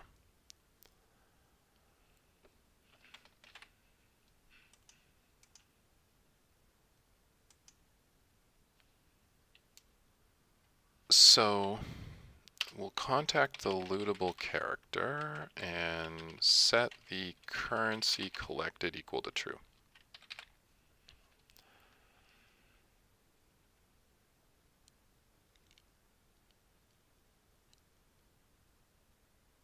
Now what should happen is when I go to the lootable character, and I'm going to call get currency loot,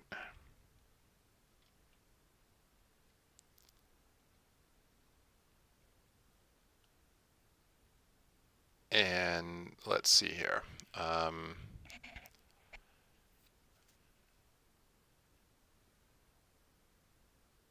Essentially, we've taken this.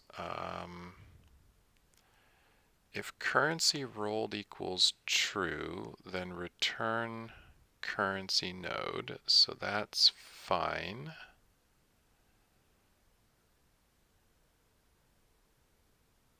We will not necessarily have actually looted it, so I think we need a new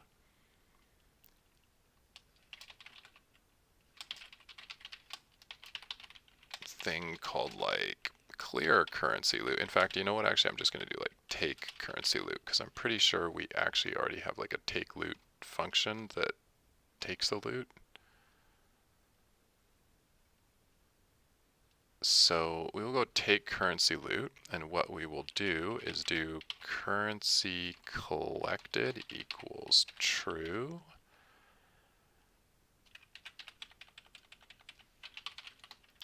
And then currency node equals new currency node, and we're just going to reset it.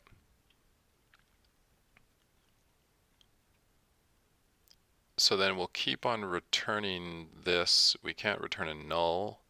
So what we want to do then is in get currency loot, we just want to make sure that currency isn't null before we actually do anything with it. So I suppose then here we'll have to check first.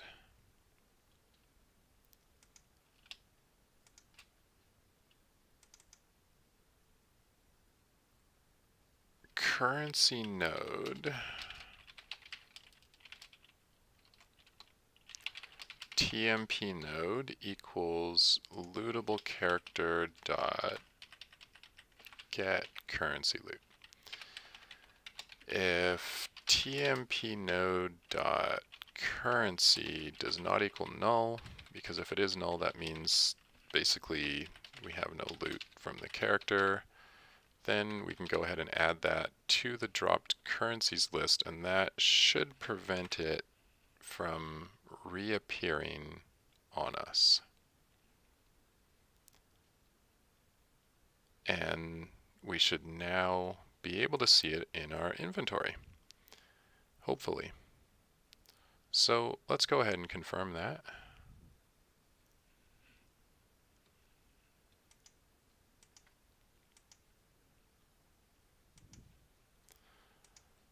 We'll press play.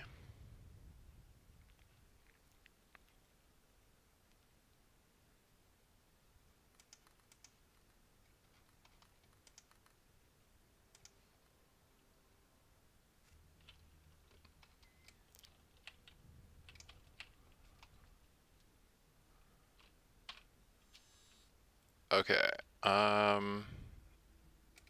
we got our mummy, we got our 20 silver, and I want to check my currency manager.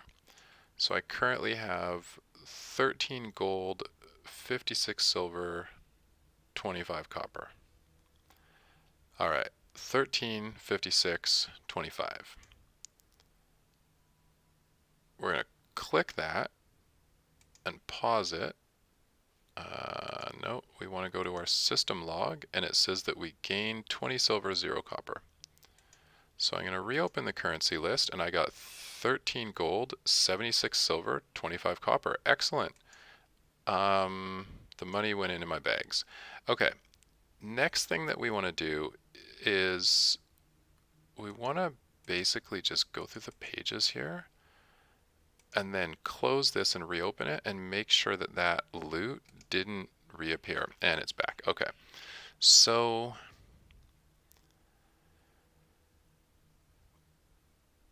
we have to prevent it from coming back, because otherwise we can just loot it all day.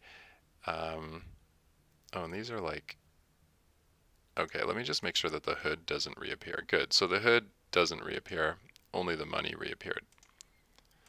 Okay, so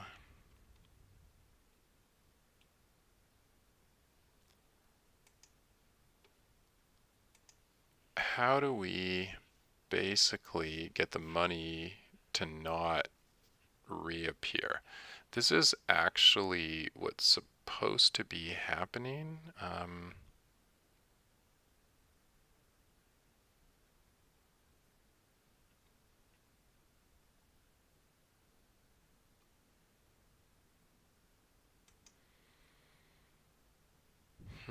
Okay, so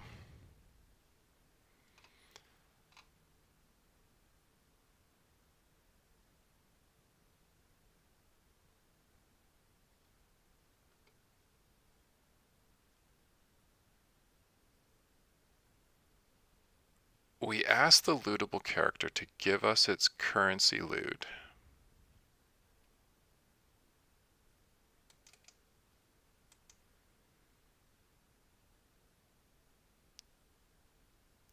Oh, just a second. Did we call take currency loot?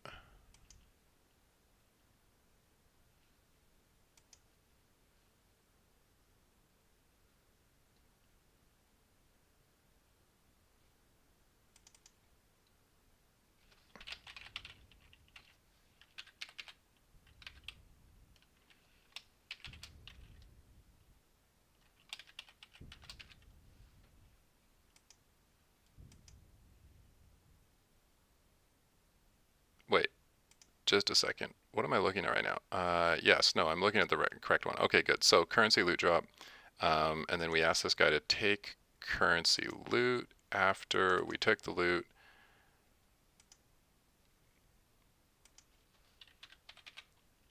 And that should only happen if we actually took the loot. And then take currency loot, sets this collected to true, and then resets the node. Because what was happening is basically we were getting back a node that hadn't been reset. So Control Shift S, save that, and let's try this again. And hopefully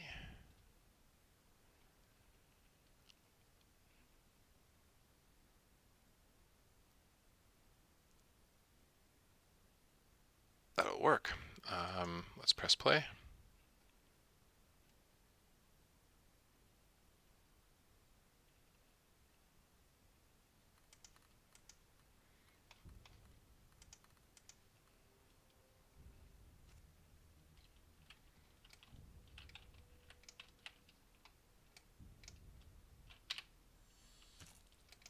Okay, we got the spider, we got the loot. We are going to take our 20 loot, our 20 silver. We're going to close this. We're going to reopen it. Oh yeah, look at that. What is that? I don't see any more silver there. And if I open up my currency, I have 1376.25. Okay, excellent. One more test that we basically have to do. I just looted essentially a single mob. So what I want to do is go get a couple of mobs close together and just confirm that this whole AoE loot thing is actually removing the amounts. And what I should see is I should basically see 2 log entries. I should also see like 40 silver if I kill 2 mobs. So let's just get rid of this door right here temporarily. I'm going to go run into this room here, and there should be some mobs in here somewhere. Let's go find them. There we go. Okay, cool. We got a couple spiders. So what I'm going to do is I'm just going to like get spider 1. I'm going to run over. I'm going to go grab spider 2. I'm going to kill them like right beside each other. Okay, let's try this. 3. Pow. Oh, you know what? That didn't do much. Okay. I'm going to kill them. Kill them. Bye. Dead. And alright, they're both dead. Okay, good. So now if I loot them, okay, so here we have an issue, basically. I see 20 silver once.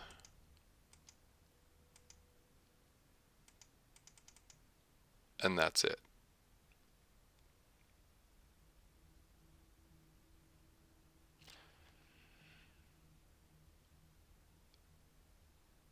So that shouldn't be the case, basically. I should see 40 silver in that box because all the other AoE stuff is working properly. Like I got like a pile of loot out of this. Including some nice uber dusty cloth pants. Awesome. But not the right amount of silver. So I'm actually just going to save the game in this room here. And then let's go look at the code for how we are collecting that stuff. Okay, so first, I guess maybe let's look at our console. We can get rid of all these get summaries and get descriptions. And then I want to see what's going on with my spiders and why I did not get the combined 40 silver. Oh look, you know what? We have a pile of errors here. Okay, these are not real errors. This is like some Unity bug when you're staring at a serialized property. So that's fine.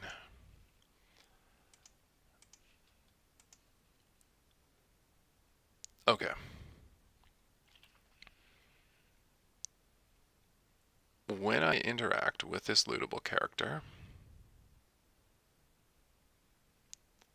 I'm going to get all my lootable targets. We know that worked.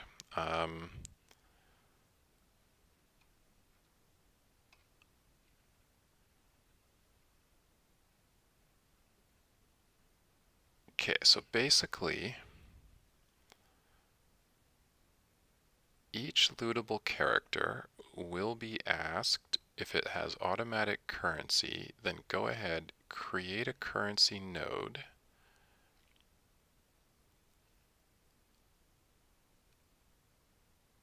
Add the currency off of the character's get currency loot. Oh, look, what's this? This is supposed to be TMP node.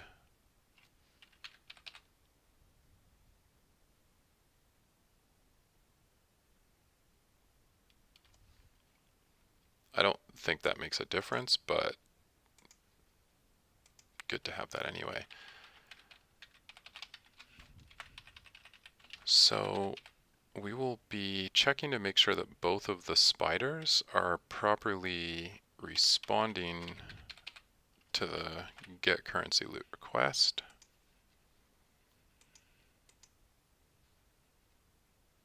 Okay, so then we have dropped currencies, .add currency node. We go through and we do all that. Okay, so then we pass in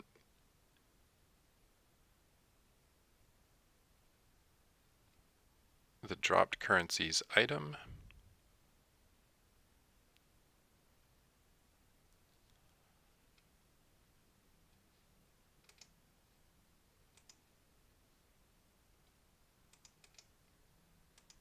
So let's take a look at that. And when we added a currency node to this,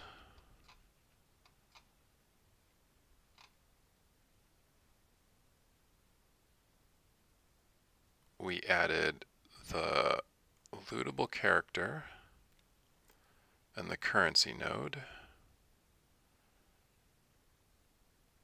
to our dictionary. So far, so good. Then we recalculated the values. All right.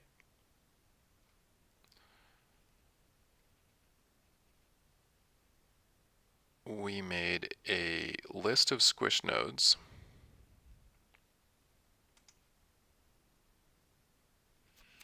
Here, this is exactly what the problem is. What we needed to do is basically go... Oh, this is interesting. Okay. So for whatever reason, we weren't able to directly modify the squish node's currency node dot amount property. So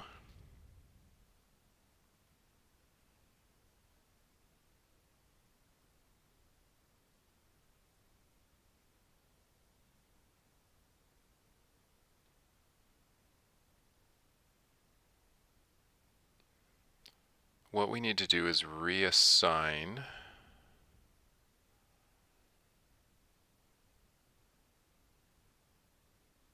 Yeah, we can reassign. Okay, so basically what we want to do here is squish nodes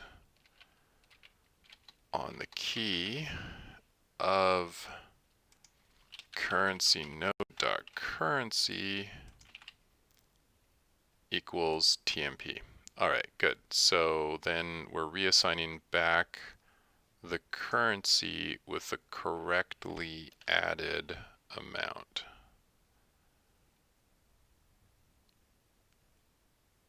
Okay, I think that'll work. Let's go try that out.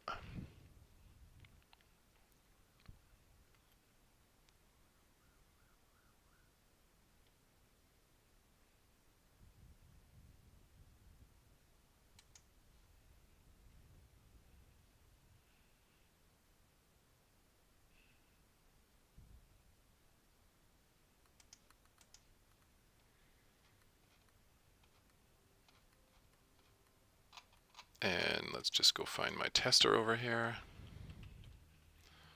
We're going to get some mummy aggro, and we'll go grab another mob over here.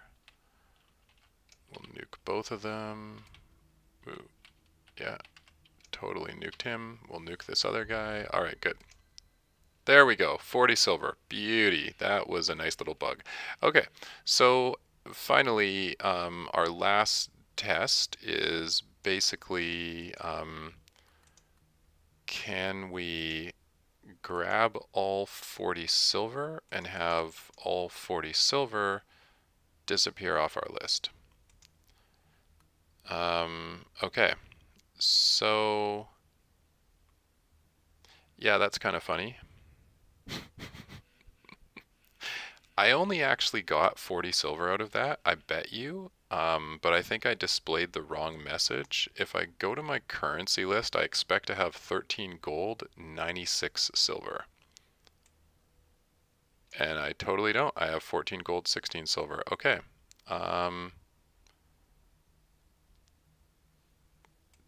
Maybe I got a bug in that code there.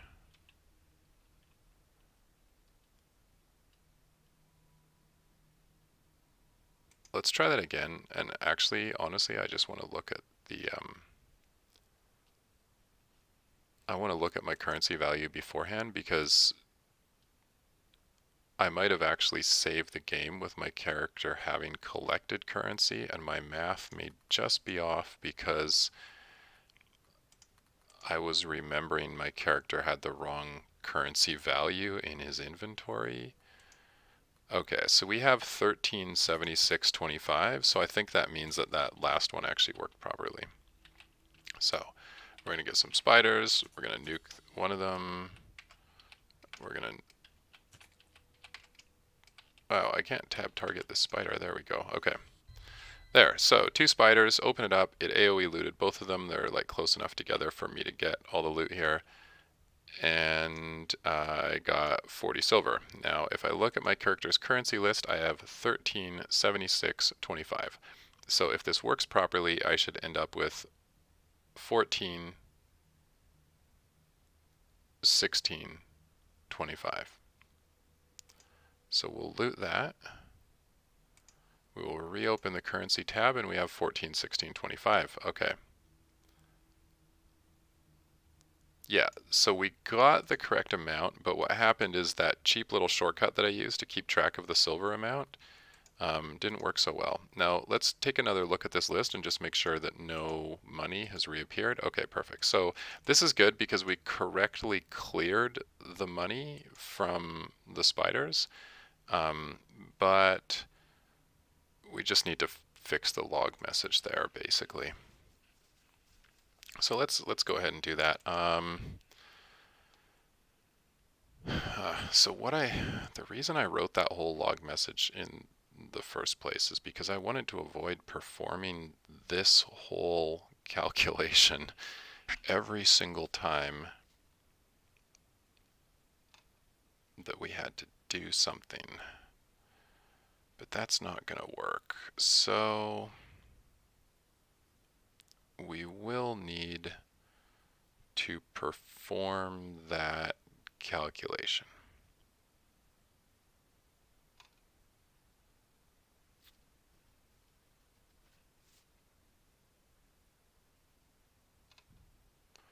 We're going to have to perform that calculation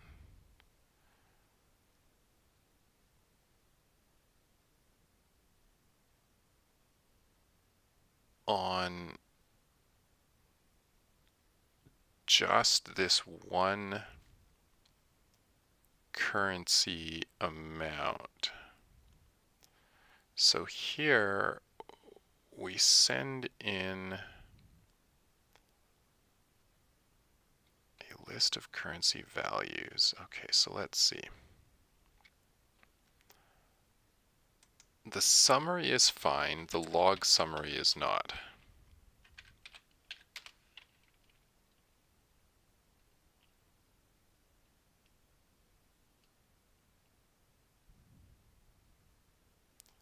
I think I can kind of hack this method a little bit.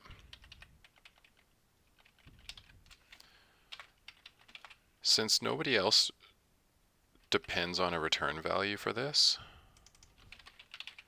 we can just make it a string.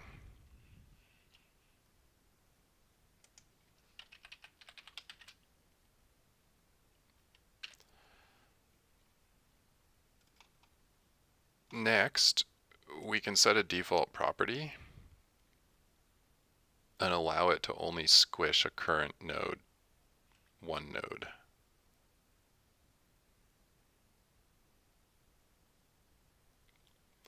No, you know what? That's not going to work because I don't want to recalculate the icon as well. Let's see, how much of this can I pull out and put in a common method? Or do I even want to? Do I just want to add like a bunch of overrides? Let's just add a bunch of overrides.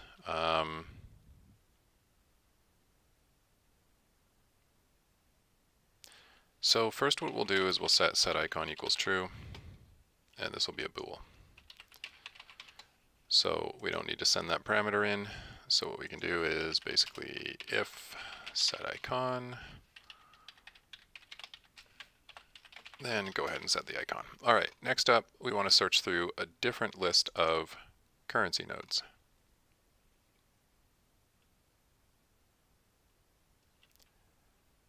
So we're going to accept a list of currency node,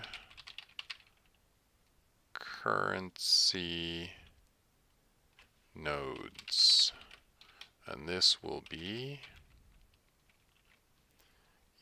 and here we'll have one called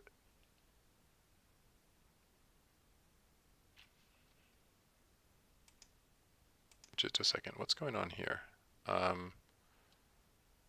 Optional parameters, right. So by default, this is a new list of currency node.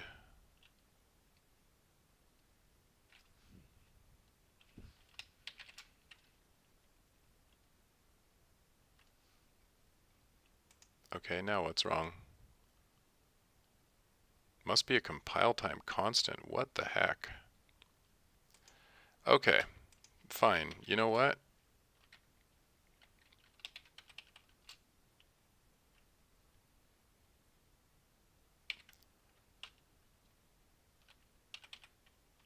We will reorder these parameters since our compiler is really giving us a hard time here. And we'll set that optional parameter as the last one, and now that'll work. Okay, good. So then basically what we want to do is, in fact, we don't even need use currency nodes, we just need currency nodes now. When we recalculate these values, we are just going to pass in currency nodes directly. What's wrong now?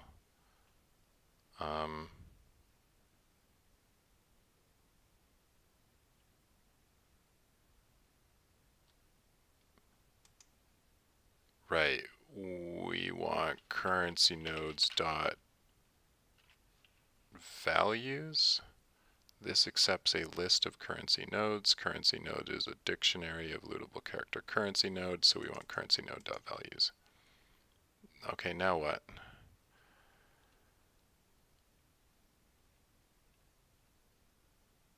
Huh?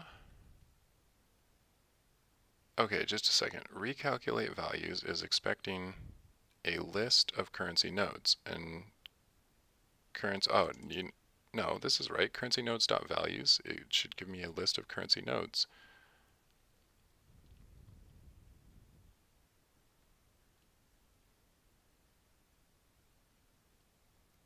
System.collections.generic.diction. Is this a...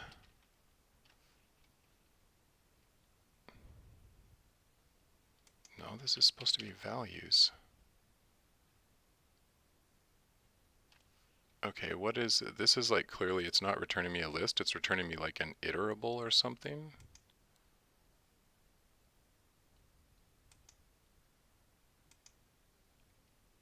Okay, so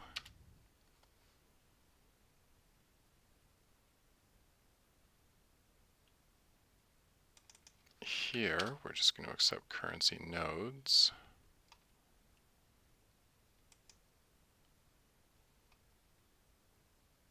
Oh, you know what? And actually, I should rename this to use currency nodes, actually, because we actually do have system currency nodes, which is a totally different thing.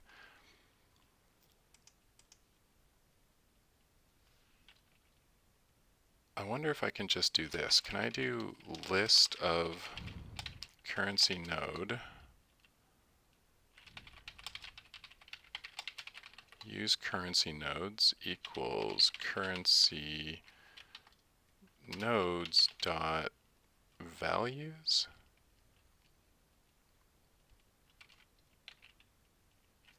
Will it allow me to assign that?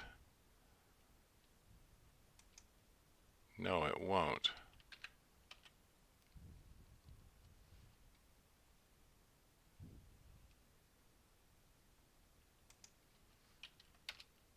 That's kind of sick that you can't just reassign things like that. This is like strong typing working against us here. So basically, we're going to pass in used currency nodes. Wow. And then what we're going to do is we're going to make a list of currency node use currency nodes equals a new list of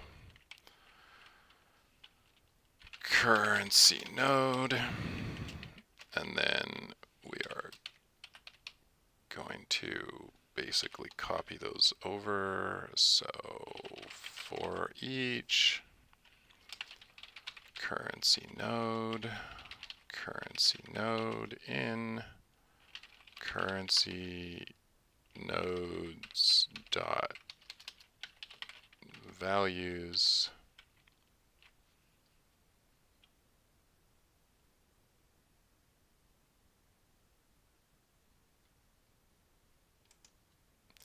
this needs to be TMP currency node because I'm already passing in the currency node.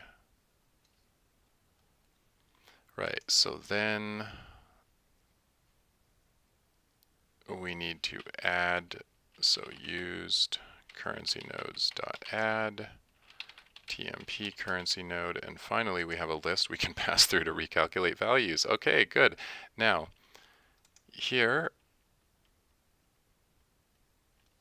we need to display the message. So what I'm going to do now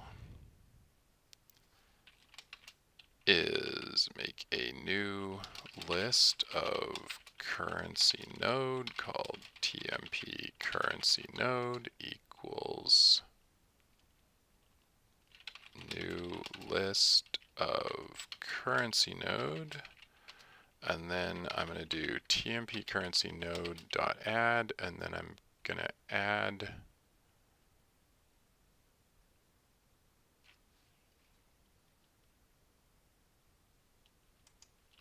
currency node lootable character.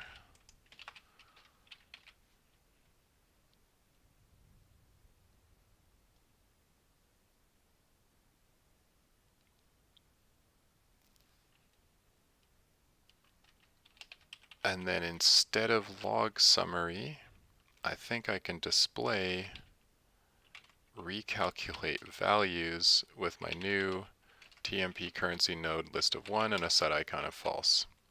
And finally, now I can just reuse all that code.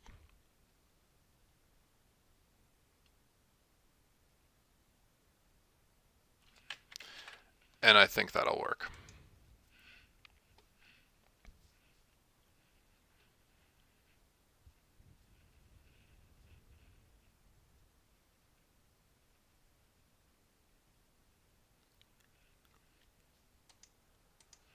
Okay, let's try that out again. Now hopefully what I should see is a proper message about my character gaining 20 silver, not 40 silver. We were actually gaining the correct amount of money, but the message was wrong. So, mummy number 1, dead. Mummy number 2, dead. Character's currency list, 1376.25. Loot the mummy. We properly see 40 silver. We'll go over to our system log here, and we will click the button, and we will gain 20 silver twice, and we should have 14, 16, 25. We got 14, 16, 25, and the money is gone from the list. We can click on the list, and I see my nice uber dusty cloth hood as well as all my inferior gear, but nowhere in this list is any money. You know what? I think we have finally nailed it. This episode is getting a little long. We're 2 hours and 51 minutes in yet, and I haven't even started the gold scaling for the quests. So we will do that in the next episode. We'll add automatic gold scaling for the quests. But I think automatic gold scaling for now is working pretty good for the mobs. Let's you know what? Let's just go try something fun out here. What I want to do is I want to just go find a mob that's in Birch Grove. So let's just go find like a Goblin Ranger, for example. We'll go down to the Goblin Ranger unit, and we'll just make sure that he's got automatic currency. And in fact, actually, Goblin Ranger star unit. We've got a couple of different types of Goblin Ranger units. We have a bunnyless Goblin Ranger unit as well. Let's give him some automatic currency. And let's load up the game. Excuse me. We'll load up the game, and I'm just going to go over to Birch Grove real quick and just kill this guy. He's level 16. He's non-elite. And so I expect to see, like, I don't know, 8 silver or something like that. Let's go find our caster. We got our caster level 16 over here in Birch Grove.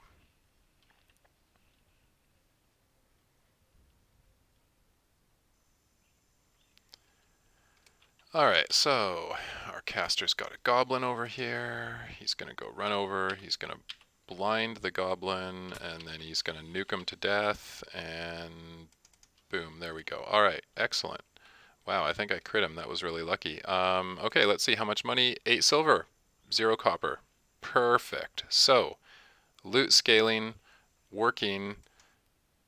Actually, you can still see this 10 silver item right here, but that's just because I haven't removed the old 10 silver from his loot table.